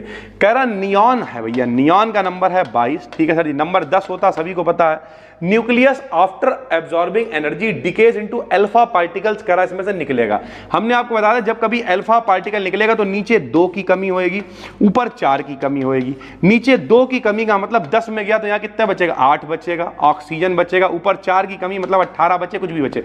मोटा मोटा यह पूछ रहा बनेगा क्या, किसका न्यूक्लियस प्राप्त होगा, तो भैया जब 10 में से एक अल्फा पार्टिकल निकलेगा तो नीचे 2 की कमी होगी, यानी ऑक्सीजन हमें मिल जाएगा भाई, ठीक है। सारी चीजें हम आपको डिटेल में समझा रहे हैं, उम्मीद करते हैं समझ में आ रहा होगा भाई, ठीक है। To produce electron positron pair, हमने आपको बताया था युग्म उत्पादन और युग्म विनाश की क्रिया, या तो एक दूसरे के साथ में मिलके उत्पादन करेंगे या फिर एक दूसरे का ही विनाश कर देंगे। इलेक्ट्रॉन का अपोजिट एंटी कण होता है पॉजिट्रॉन, तो इसमें कितनी एनर्जी जो है वो चाहिए होगी भाई, ठीक है। To produce electron positron pair, यानी इसे प्रोड्यूस करने के लिए the minimum energy of gamma photon must be, कितनी एनर्जी होनी चाहिए, तो भैया 1.02 MeV एनर्जी होनी चाहिए। ये शायद पहले भी हम बता चुके हैं। GM counter is unable to detect, GM counter हम आपको बता चुके हैं डिटेक्ट नहीं कर पाएगा, किसे, न्यूट्रॉन्स को ये डिटेक्ट नहीं कर सकता भाई, ठीक है। पोटेशियम 40 हैज हाफ लाइफ, ये भी आपको कैलकुलेशन करके हमें कमेंट करना है और देखेंगे कितने बच्चे कमेंट करेंगे, वाकई में सीरियस है भाई, ठीक है। कह रहा potassium has half life of, half life का मतलब क्या है, टी हाफ आपको दे रखा है, अर्धायु दे रखी है, 4 × 10⁸ दे रखा है। डीके कांस्टेंट आपसे लैम्डा पूछ रहा, फार्मूला आपको बता चुके हैं, फार्मूला होता है लैम्डा बराबर 0.693 अपॉन में टी हाफ, यहां पे मान रख लेना 0.693 बटे में टी हाफ का मान 4 × 10⁸ रखना, इसे सॉल्व करना। प्रति ईयर में दे रखा है तो पर ईयर ही आंसर आएगा भाई, ठीक है। हल करके इसे बताना कैलकुलेशन को कि आपका आंसर कितना आ रहा है भाई, ठीक, बहुत बढ़िया। अगला क्वेश्चन देखते हैं sir ji. Complete the reaction, इस रिएक्शन को आपको पूरा करना है, बेसिक सा तरीका होता है, 9th हाई स्कूल में सिखा दिया जाता है। कि भाई यहाँ पे देखो लिथियम के नीचे कितना 3 लिखा हुआ है, ठीक, यहाँ ये 4 लिखा है प्लस 0, यानी इधर कितना चल रहा है 4 चल रहा है, इधर कितना है 3 है, तो जाहिर सी बात प्लस यहाँ पे कौन आना चाहिए 1 आना चाहिए। जब 1 आ गया तो 1 नंबर किसका होता है हाइड्रोजन का होता है। अब ऊपर चेक करो, ऊपर कितने चलना है 6 चलना है, यहाँ पे 7 और 1 कितना चल रहा है 8 चल रहा है, कितने की कमी 2 की, तो ऊपर 2 आ जाएगा। 1H2 का नाम होता है ड्यूटीरियम, सभी को पता होना चाहिए। हाइड्रोजन के 3 आइसोटोप यानी समस्थानिक होते हैं, 1H1 होता है सर जी, 1H2 होता है, 1H3 होता है, इसका नाम प्रोटियम होता है, इसका ड्यूटीरियम होता है, इसका ट्राइटियम होता है, सभी को पता होगा। ये रेडियो एक्टिव होता है सर जी, ठीक है। इस तरीके से चीजें चलती हैं। उसके बाद which is the Bragg's equation, second order के लिए हम आपको पहले बता चुके हैं, बीच में एक क्वेश्चन आ गया तो बताया जा रहा है। सभी को पता ब्रेग इक्वेशन होती है 2d sin थीटा बराबर n लैम्डा। n क्या है ऑर्डर ऑफ रिफ्लेक्शन है, n का मान हम अगर यहाँ पे सेकंड ऑर्डर की बात कर रहा है तो n का मान कितना रख देंगे 2 रख देंगे, 2 से 2 कैंसिल हो जाएगा, तो इक्वेशन हो जाएगी d sin थीटा बराबर लैम्डा, जो कि यहाँ पर लिखी हुई है सर जी, ठीक। उसके बाद 1 एटॉमिक मास यूनिट, एक AMU किसके बराबर होता है, तो छोटे क्लास में सिखा दिया जाता है 931 MeV के बराबर होता है। साइज ऑफ न्यूक्लियस, जो न्यूक्लियस का साइज है वो किसके ऑर्डर में होता है, तो 10 की घात माइनस के 15 मीटर में होता है। इसी को सर जी हम लोग एक फर्मी भी कह देते हैं, क्या कह देते हैं, एक फर्मी हम लोग कह देते हैं भाई, ठीक है। Magic numbers are, magic number क्या है तो हमने आपको बता रखा है, the number of one type of nucleons, एक तरीके से प्रोटॉनों की संख्या, न्यूट्रॉनों की संख्या, प्रोटॉन न्यूट्रॉन को मिला के हम लोग कहते हैं न्यूक्लियॉन्स, तो इन्हीं को हम लोग कह देते हैं मैजिक नंबर भाई, ठीक है। 2 है, 8 है, 20, 28, 50, 82, 126, which is not a magic number, कौन सा मैजिक नंबर नहीं है, तो 2, 8, 20, 28, 50, 82, 126, इनमें से भैया कौन सा 12 12 विकल्प में जो होगा वो नहीं आ रहा, जरूरी नहीं इसका आंसर 12 ही हो। कौन कौन से मैजिक नंबर है बोलो, 2, 8, 20, 28, 50, 82, 126, इन्हें हटा दो, इसके अलावा कोई भी विकल्प में उस पर लगा दो, वो मैजिक नंबर नहीं है भाई, ठीक है। The relation between half life, अभी पता अगर हाफ लाइफ को टी से लिख दो, टी हाफ से लिख दो, जिससे भी लिख दो भैया, ठीक है। तो लैम्डा बराबर क्या होता है, decay constant 0.693 upon T half, या आपने 12th क्लास में भी पढ़ा होगा भाई, ठीक है। Packing fraction is equal to, packing fraction देख के आप थोड़ा सा खुश हुए होंगे, ये हमने आपको कराया हुआ है पैकिंग फ्रैक्शन पिछली वीडियोस में भी, यानी 25 क्वेश्चन हम लोगों ने यहां भी कवर कर लिए हैं। The arrangement of atoms in alum, alum का मतलब समझते हो भैया फिटकरी, छोटे क्लास में पोटास एलम आपको पढ़ाया जाता है, क्या होता है फार्मूला आप कमेंट में बताना, K2SO4 L2SO4 का होल थ्राइस डॉट 24H2, ऐसा कुछ पढ़ा था आपने भैया, तो वो क्या है एलम, फिटकरी, पोटास एलम हुआ करती थी। तो जो फिटकरी है उसका अरेंजमेंट कैसा होता है भाई, रेगुलर और पीरियोडिक होता है। देखो एक चीज याद रखना, जो सॉलिड होते हैं, ये अपना पेपर का नाम ही क्या, solid state and nuclear physics भाई, ठीक है। तो ये जो अपना पेपर है भैया रेगुलर और पीरियोडिक का मतलब ये देखो, सॉलिड 2 तरीके के होते हैं, एक होता है एमार्फस सॉलिड और एक होता है क्रिस्टलाइन सॉलिड। जो क्रिस्टल की फॉर्म में है वो क्रिस्टलाइन सॉलिड है, जो रेगुलर है, पीरियोडिक है, ऑर्डर्ड है, कायदे से बना हुआ है, वो भैया क्रिस्टलाइन है, और जो अंधाधुंध वाला है वो एमार्फस है, सीधी सी बात है। तो फिटकरी कैसा होता है, क्रिस्टलाइन सॉलिड होता है, रेगुलर और पीरियोडिक इसका अरेंजमेंट होता है भाई, ठीक है। The arrangement of atoms in sulphur is, sulphur के अंदर कैसा होगा भाई, तो सल्फर के अंदर इररेगुलर होगा, क्योंकि सल्फर जो है वो एमार्फस सॉलिड है भाई, इसका जो स्ट्रक्चर है वो रेगुलर नहीं होता है भाई। अगला क्वेश्चन क्या है, अगला है क्रिस्टलाइन सॉलिड इज, जैसे शुगर है, तो शुगर मतलब क्या है, चीनी, चीनी का जो स्ट्रक्चर है वो कैसा होता है, क्रिस्टल की फॉर्म में होता है, क्रिस्टलाइन होता है। Which of the following solids is amorphous, कौन सा सॉलिड एमार्फस है, तो कांच एक एमार्फस सॉलिड है, कांच का जो स्ट्रक्चर होता है वो रेगुलर नहीं होता है, कांच का स्ट्रक्चर रेगुलर नहीं होता है, यानी कैसा सॉलिड है, एमार्फस सॉलिड है मेरे भाई, ठीक। The long range order is found in, देखो भैया लॉन्ग रेंज ऑर्डर का मतलब क्या है कि ऑर्डर में एक लंबे समय तक आप देखते चले जाओ, बिल्कुल परफेक्ट ऑर्डर में आपको मिलता चला जाए, इसका मतलब ये क्या होगा भाई, क्रिस्टलाइन सॉलिड होगा, जिसमें आपको एक लॉन्ग रेंज ऑर्डर मिलेगी भाई, ठीक है। In its structure and amorphous solid है, जो एमार्फस सॉलिड होता है उसमें आज शॉर्ट रेंज ऑर्डर होगा, यानी बहुत लंबी रेंज नहीं होगी, ऑर्डर्ड स्ट्रक्चर नहीं होगा, बहुत छोटी जगह पे एक स्ट्रक्चर है, फिर कुछ और है, फिर बदला हुआ है, फिर टूटा हुआ है, तो उसे हम लोग कहते हैं amorphous solid. The crystal lattice is, तो क्रिस्टल लैटिस क्या होता है, an ordered arrangement of atoms inside a crystal, किसी क्रिस्टल के अंदर अगर एटम्स बिल्कुल कायदे से लगे हुए हैं, स्ट्रक्चर्ड हैं, ऑर्डर्ड हैं, तब हम लोग उसे क्रिस्टल लैटिस या फिर हिंदी में क्रिस्टलीय जालक कह देते हैं भाई, ठीक है। ये सब हम आपको पढ़ा चुके हैं, प्रैक्टिस के लिए बहुत सारे लेके आ रहे हैं विकल्प, ठीक है। डेली 50 से ज्यादा विकल्प लेके आएंगे जब तक आपके पेपर नहीं हो जाएंगे, जिनके पेपर डिस्क्रिप्टिव 15 से भी हैं। टेंशन ना लो भाई, कल आपको पहले पेपर के इंपॉर्टेंट मिल जाएंगे इसके, और आराम से जो जो इंपॉर्टेंट बताएं उसे देख के जाओ, डिस्क्रिप्शन में प्लेलिस्ट देंगे। जो लोग एप्लीकेशन पे देख रहे हो वो लोग भी टेंशन ना लो, अगर 15 से भी पेपर है तब भी भाई, ठीक है। और जो MJPRU वाले वो तो वैसे ही टेंशन ना ले, वो तो उस हिसाब से हम चलाते हैं भाई। Which of the following statement is false, निम्न में से कौन सा स्टेटमेंट गलत है? तो the crystalline solids are isotropic and have no definite melting point, ये गलत स्टेटमेंट है। ये जितने भी भैया क्रिस्टलाइन सॉलिड होते हैं सारे के सारे एन आइसोट्रॉपी शो करते हैं। एन आइसोट्रॉपी का मतलब होता है सारी, मतलब सरल भाषा में कहते हैं स्ट्रक्चर्ड भैया, ठीक है, स्ट्रक्चर्ड, ऑर्डर्ड, फिजिकल प्रॉपर्टीज एक जैसी होंगी ऊपर नीचे जाने पर भैया, तो इसे कहते हैं एन आइसोट्रॉपी। लेकिन ये कह रहा आइसोट्रॉपिक, इसका मतलब स्ट्रक्चर्ड नहीं है, तो ये गलत है। मेल्टिंग पॉइंट भी इनके निश्चित होते हैं, तो ये कह रहा कि नो डेफिनेट मेल्टिंग पॉइंट, इसका मतलब ये स्टेटमेंट गलत है। यूनिट सेल क्या होता है? सभी को पता, वो छोटा सा हिस्सा जिसे आप एक्स एक्सिस पे, बाई एक्सिस पे, जेड एक्सिस पे बार बार घुमाओ तो पूरा क्रिस्टल बन जाए। यानी सरल भाषा में ये दीवार है, तो इस दीवार का सबसे छोटा हिस्सा एक ईंट है, तो वो उसका यूनिट सेल हो जाएगा। यानी सरल भाषा में जो पूरा क्रिस्टल, उसका जो सबसे छोटा हिस्सा है उसी को बार बार रिपीट करो, सारी ईंटों को रिपीट करते चलेगा, पूरी दीवार बन गई भाई। तो यानी repeat component unit of crystal lattice, किसी क्रिस्टल लैटिस में वो कंपोनेंट जो बार बार रिपीट हो रहा है उसी को हम लोग यूनिट सेल कहते हैं भाई, ठीक है।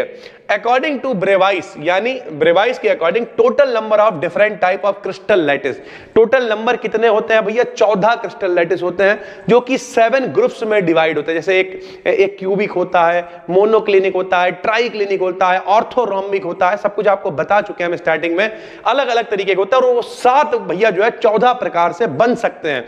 तो टोटल भैया क्या हुआ? According to Bravais total number of different type of crystal lattice is 14 भाई, ठीक है।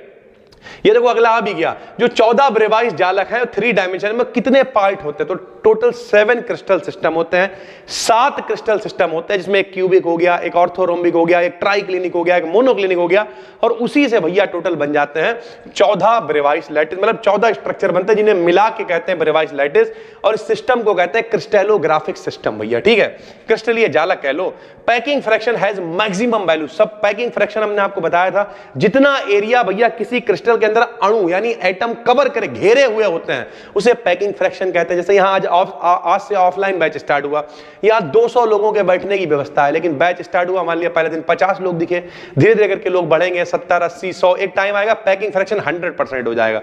लेकिन अभी यहां पे 50 ही लोग दिखे 200 लोगों में, यानी 25% अभी पैकिंग फ्रैक्शन है। धीरे धीरे करके भैया डे 1 था, डे 2 फिर और आएंगे, जुलाई में तो लोगों अभी मई के बाद भगाना शुरू कर देंगे लोग, चलो भैया एडमिशन बंद होगा जाओ। तो उसी तरीके से पैकिंग फ्रैक्शन कितनी जगह घेर रहे हैं, तो सबसे ज्यादा होता है फेस सेंटर्ड क्यूबिक में भाई, ठीक है। Which of the following has minimum value of, सबसे कम किस में होता है पैकिंग फ्रैक्शन? तो सिंपल क्यूबिक में होता है, लगभग 52 पॉइंट समथिंग, ये आपको बता चुके हैं। For a cubic crystal the closed packed structure कौन देता है? तो क्लोज्ड पैक्ड मतलब अधिकतर एरिया घिरा हुआ, तो फेस सेंटर्ड जो लैटिस होता है क्लोज्ड पैक्ड स्ट्रक्चर देता है। The packing fraction simple cubic के लिए देखो 0.52 परसेंटेज में कहे तो 52% होता है सिंपल क्यूबिक के लिए पैकिंग फ्रैक्शन भाई, ठीक है। पैकिंग फ्रैक्शन FCC के लिए फेस सेंटर्ड के लिए 0.74 परसेंटेज में कहे तो 74% लिखोगे भाई आप, ठीक है। The maximum value of packing, अधिकतम वैल्यू भी यही है 0.74, 74% से ज्यादा एरिया नहीं कवर होता है, फेस सेंटर्ड के लिए सबसे अधिकतम होता है भाई, ठीक है। Atomic radius of simple cubic, simple cubic के लिए भैया एटॉमिक रेडियस, परमाणु की त्रिज्या कितनी होगी? तो A/2 होगी, ये सारे मोस्ट इंपॉर्टेंट है। एटॉमिक रेडियस FCC के लिए कितनी होगी? फेस सेंटर्ड के लिए तो A/2√2 होगी। शॉर्ट नोट बनाओ, ये PDF फ्री में बिल्कुल टेलीग्राम पे भी दे रहा है, साथ ही साथ में अगर आप एप्लीकेशन पे देख रहे हो, कहीं देख रहे हो, शॉर्ट नोट बनाओ, सारी PDF दे रहा है, जितनी प्रैक्टिस कर सकते हो करो, हम भी जितना ज्यादा कंटेंट आपको दे पाएंगे उतना ज्यादा कंटेंट देंगे, बस मन लगा के पढ़ो, जाके पेपर दे आओ जाके। एटॉमिक रेडियस BCC के लिए कितनी होगी? बॉडी सेंटर्ड क्यूबिक के लिए तो A√3/4 होगी। जो लोग पहली बार देख रहे हो इस सीरीज को शुरू से देखो, पहले 6 दिन देख लोगे तो ये समझ में आएगा, वरना तुम कहोगे पता नहीं क्या BCC FCC ये सब बताए पड़े हैं। डे 1 से देखना शुरू करो, सब समझ में आएगा भैया, फेस सेंटर्ड क्या है, बॉडी सेंटर्ड क्या है, सब कुछ बताया हुआ है। Coordination number simple cubic lattice के लिए कितना होता है? 6 होता है भाई, ठीक है। सिंपल क्यूबिक के लिए 6 होता है। Space lattice of diamond, diamond में भैया FCC स्ट्रक्चर होता है, जिसमें 8 एटम यानी 8 परमाणु होते हैं, पर यूनिट सेल में। The total number of atoms per unit cell in diamond structure. बात वही आ गई, इसमें पूछ रहा है कि जो डायमंड का स्ट्रक्चर है कौन सा होता है, तो एफसीसी यानी फेस सेंटर्ड होता है। 8 एटम होते हैं। इसमें क्या कह रहा है भैया, टोटल नंबर बता दो कितने एटम होते हैं, तो 8 होते हैं भाई, सीधी सी बात है।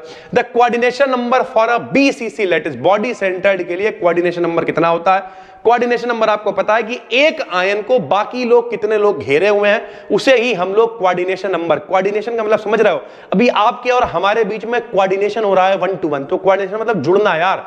तो यानी बीसीसी के लिए कितना होता है? 8 होता है। एफसीसी लैटिस के लिए the value of coordination number 12, FCC के लिए कितनी होती है? 12 होती है भाई, ठीक है। Coordination number of Na positive and Cl negative ion in sodium chloride, तो सोडियम क्लोराइड के स्ट्रक्चर में 6 कोऑर्डिनेशन नंबर होता है। एक आयन को 6 आयन चारों तरफ से घेरे हुए होते हैं भाई, ठीक। The number of atoms per unit cell in body centred, सभी को पता है बॉडी सेंटर्ड में 2 होते हैं, सिंपल क्यूबिक में 1 होता है, फेस सेंटर्ड में 4 होते हैं, सारे बता चुके हैं। तो पर यूनिट सेल में बॉडी सेंटर्ड में कितने नंबर ऑफ एटम? 2 होंगे। फेस सेंटर्ड में कितने होंगे? 4 होंगे। सिंपल क्यूबिक में कितने होंगे? 1 होंगे। ये सब हमने प्रॉपर बताया हुआ है डिटेल में। सिंपल क्यूबिक में भैया कहने के लिए इस तरीके से सिंपल क्यूबिक बनता है, यहां देखो इस तरीके से सिंपल क्यूबिक बनता है भाई, ठीक।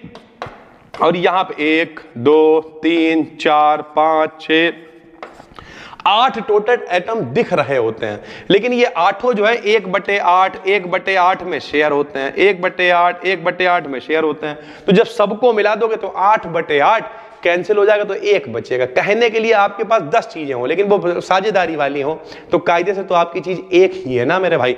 तो इस तरीके से होता है। जैसे हम लोगों को अभी हम आ रहे थे रायपुर से, तो हमें RAC वाली 2 सीटें मिल गई। सीटें हमारी 5 थी टोटल, लेकिन मिली 2 ही, तो वो 2 सीटें नहीं है। RAC का मतलब आधी सीट हमारी है, तो आधी हमारी तो 2 मिली नहीं, वो 1 ही सीट हमें पूरी मिली, उसी का आधा हिस्सा हमें दे दिया गया।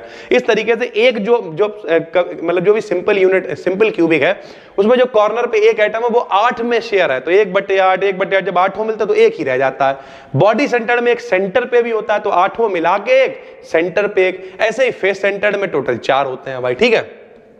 अगला देखो, उसके बाद अगला है भाई the basic structure of iron का स्ट्रक्चर क्या होता है? बॉडी सेंटर्ड होता है। NaCl का FCC फेस सेंटर्ड होता है, बता चुके हैं। क्यूबिक क्रिस्टल है तो वॉल्यूम क्या होगा भैया? घन का आयतन, भुजा क्यूब सभी को पता है, तो A की पावर 3 हो जाएगा भैया क्यूबिक के लिए वॉल्यूम भाई, ठीक है। The correct option for silica crystal, silica crystal के लिए भैया क्या कंडीशन है? तो A और B C के बराबर नहीं होंगे, ठीक है। अल्फा बीटा 90 होंगे, गामा जो है 120 होगा, बता चुके हैं। ABC एज लेंथ होती है, किनारों की लंबाई होती है। Alpha beta gamma interfacial angle होते हैं, जो किनारों के बीच में एंगल बनते हैं उसे इंटरफेशियल एंगल कहते हैं। ABC अगर बराबर नहीं है, अल्फा बीटा गामा भी बराबर नहीं है, तो कौन सा स्ट्रक्चर होता है? तो ट्राइक्लिनिक स्ट्रक्चर होता है, आपको बता चुके हैं। 7 क्रिस्टल सिस्टम्स गिव्स राइज, यानी जो 7 क्रिस्टल सिस्टम है वो मिलकर क्या बनाते हैं? तो टोटल 14 रिवाइज लैटिस बनाते हैं, जो टोटल 7 ग्रुप से मिलकर बनते हैं भैया, ठीक है।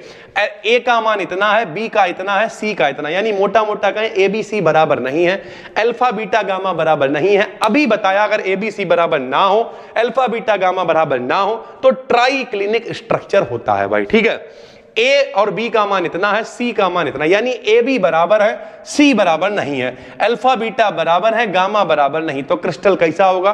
तो क्रिस्टल भाई हेक्सागोनल होगा, ठीक है। AB बराबर, C बराबर नहीं, अल्फा बीटा बराबर, गामा बराबर नहीं, तो हेक्सागोनल स्ट्रक्चर होगा। The crystal system having alpha beta gamma 90 नहीं है, तब भैया कौन सा स्ट्रक्चर होगा? तो भैया ट्राइगोनल होगा वो, ठीक है। The 2 crystal systems having ABC का मान बराबर है, तब क्या होगा? तो अगर एज लेंथ बराबर, तो ABC का मतलब या तो क्यूबिक हो सकता है या फिर ट्राइगोनल हो सकता है भाई, ठीक।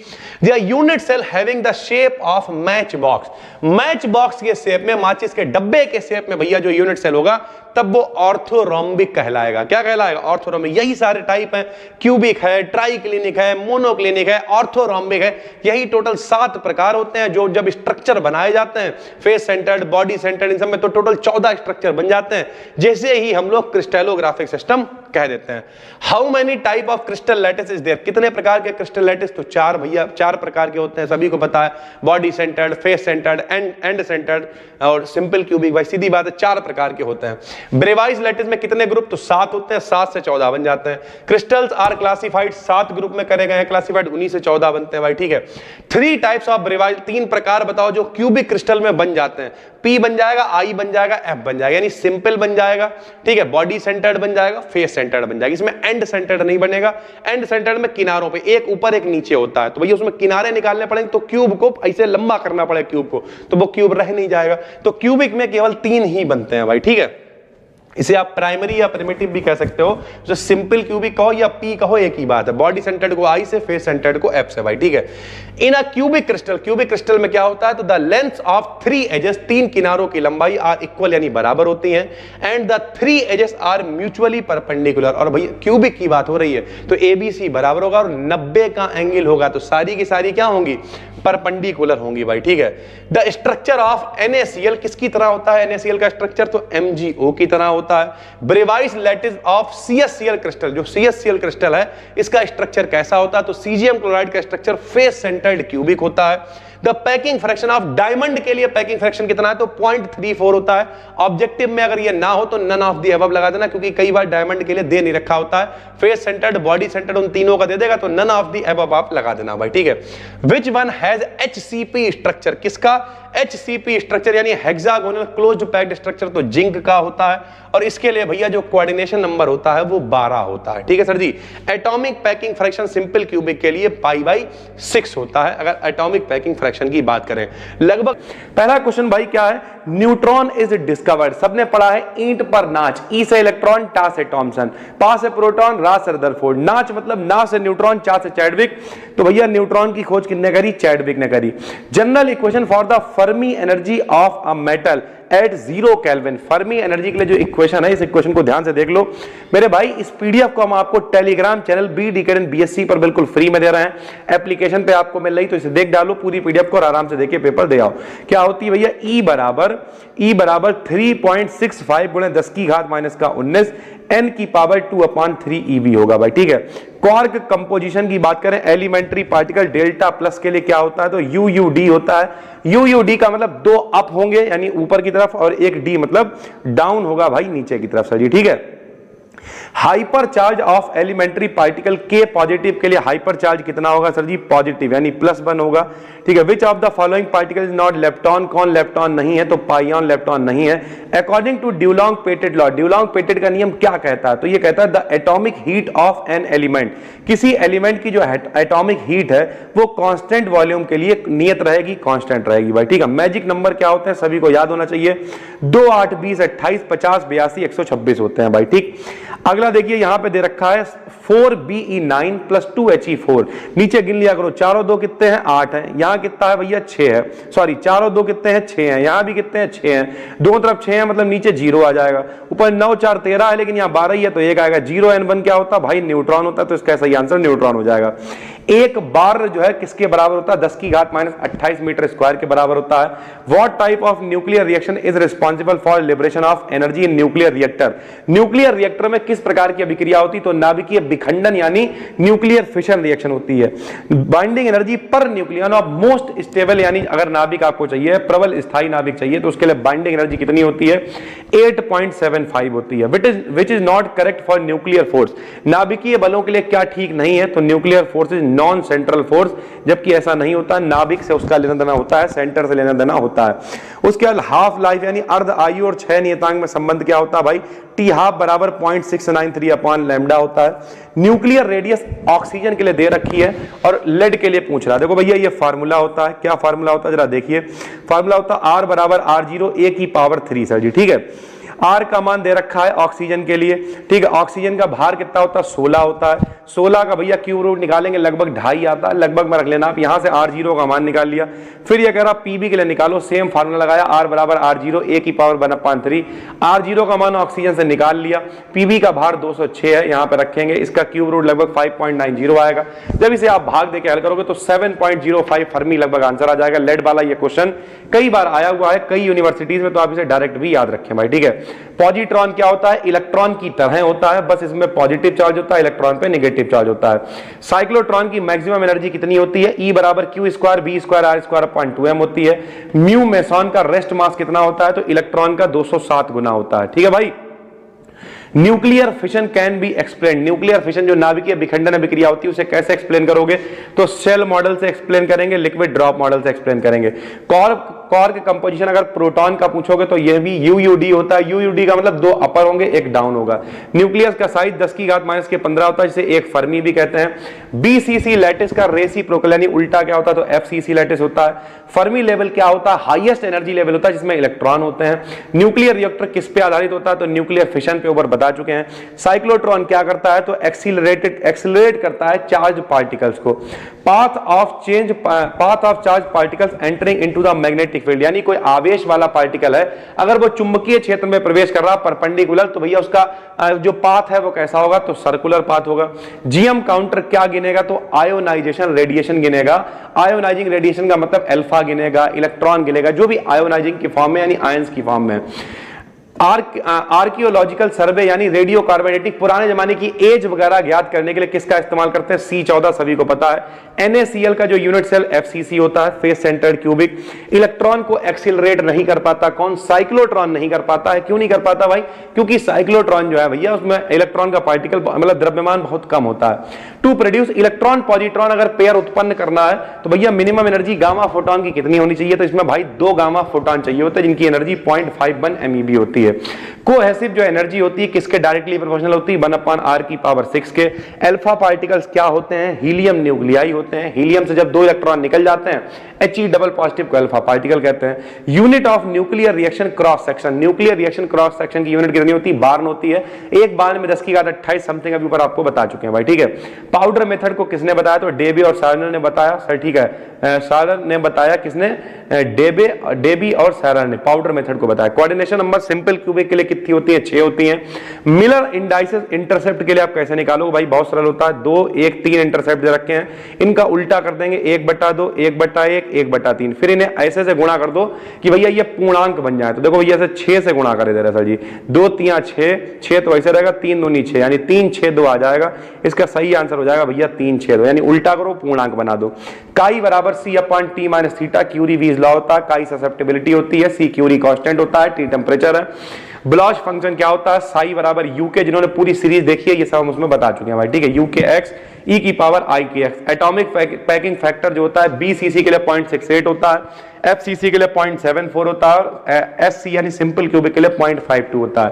Quantum of energy of lattice vibration is known as, जो क्वांटम ऑफ एनर्जी के लैटिस वाइब्रेशन की क्वांटम एनर्जी होती है उन्हें फोनॉन्स कहते हैं। बल्क मॉडुलस K का फार्मूला K बराबर होता है -B del P/del B at constant temperature होता है। ब्रैग इक्वेशन क्या होती है? सभी को पता है, 2D sin θ बराबर n लैम्डा होता है। गोल्ड भी एक फेस सेंटर्ड क्यूबिक क्रिस्टल होता है भाई, ठीक है। हाउ मेनी लैटिस पॉइंट, एक प्रिमिटिव सेल में कितने लैटिस पॉइंट होते हैं? तो 1 होता है। मेडलन कांस्टेंट का फार्मूला क्या होता है? जूल प्रति कूलाम होता है। स्ट्रॉन्गेस्ट सबसे मजबूत बॉन्ड कौन सा होता है? आयनिक बॉन्ड होता है। फर्मी डिस्ट्रीब्यूशन फंक्शन को कैसे लिखते हैं? तो Fe बराबर 1/1 प्लस e⁻e⁻ से लिखते हैं। एवरेज एनर्जी इलेक्ट्रॉन की कितनी होती है? 0 टेम्परेचर पर 3/5 EF होती है। डायमंड के लिए स्पेस लैटिस कैसा होता है? ये भी फेस सेंटर्ड होता है। यहां एक बार फिर से वैसी ही रिएक्शन आ गई, जरा देखो 2He4 है, 7 2 14 है, सॉरी 7 2 9 है भाई, ठीक है। यहाँ पे 8 है तो 1 बचेगा, और 1 मतलब हाइड्रोजन होता है। 14 4 18, यहाँ 17 तो यहाँ भी 1 बचेगा। 1H1 यानी ये क्या है भाई? प्रोटॉन है। 1H1 मतलब क्या है? ये प्रोटॉन है, ठीक है। उसके बाद एक आखिरी क्वेश्चन है सर जी, ये पूरी ही पीडीएफ बन गई है। एक आखिरी क्वेश्चन है, नंबर ऑफ न्यूट्रॉन्स, यानी नंबर ऑफ न्यूट्रॉन्स का मतलब क्या है? कितने न्यूट्रॉन 92 यूरेनियम 235 में होंगे? तो भाई बिल्कुल आसान होता है। आपको करना क्या होता है सर जी? ऊपर वाले में से नीचे वाले को घटा दो, परमाणु भार में से परमाणु क्रमांक को घटा दो। 235 में से 92 घटाओगे, जितना आएगा वही न्यूट्रॉन होंगे। हमने यहाँ पे घटा के नहीं लिखा, आपको कॉमेंट में बताना है कि 235 में से 92 घटाओगे तो कितना आएंगे। ये एक यूनिवर्सिटी का पेपर था जिसमें जितने भी इंपॉर्टेंट क्वेश्चन थे हमने निकाल लिए।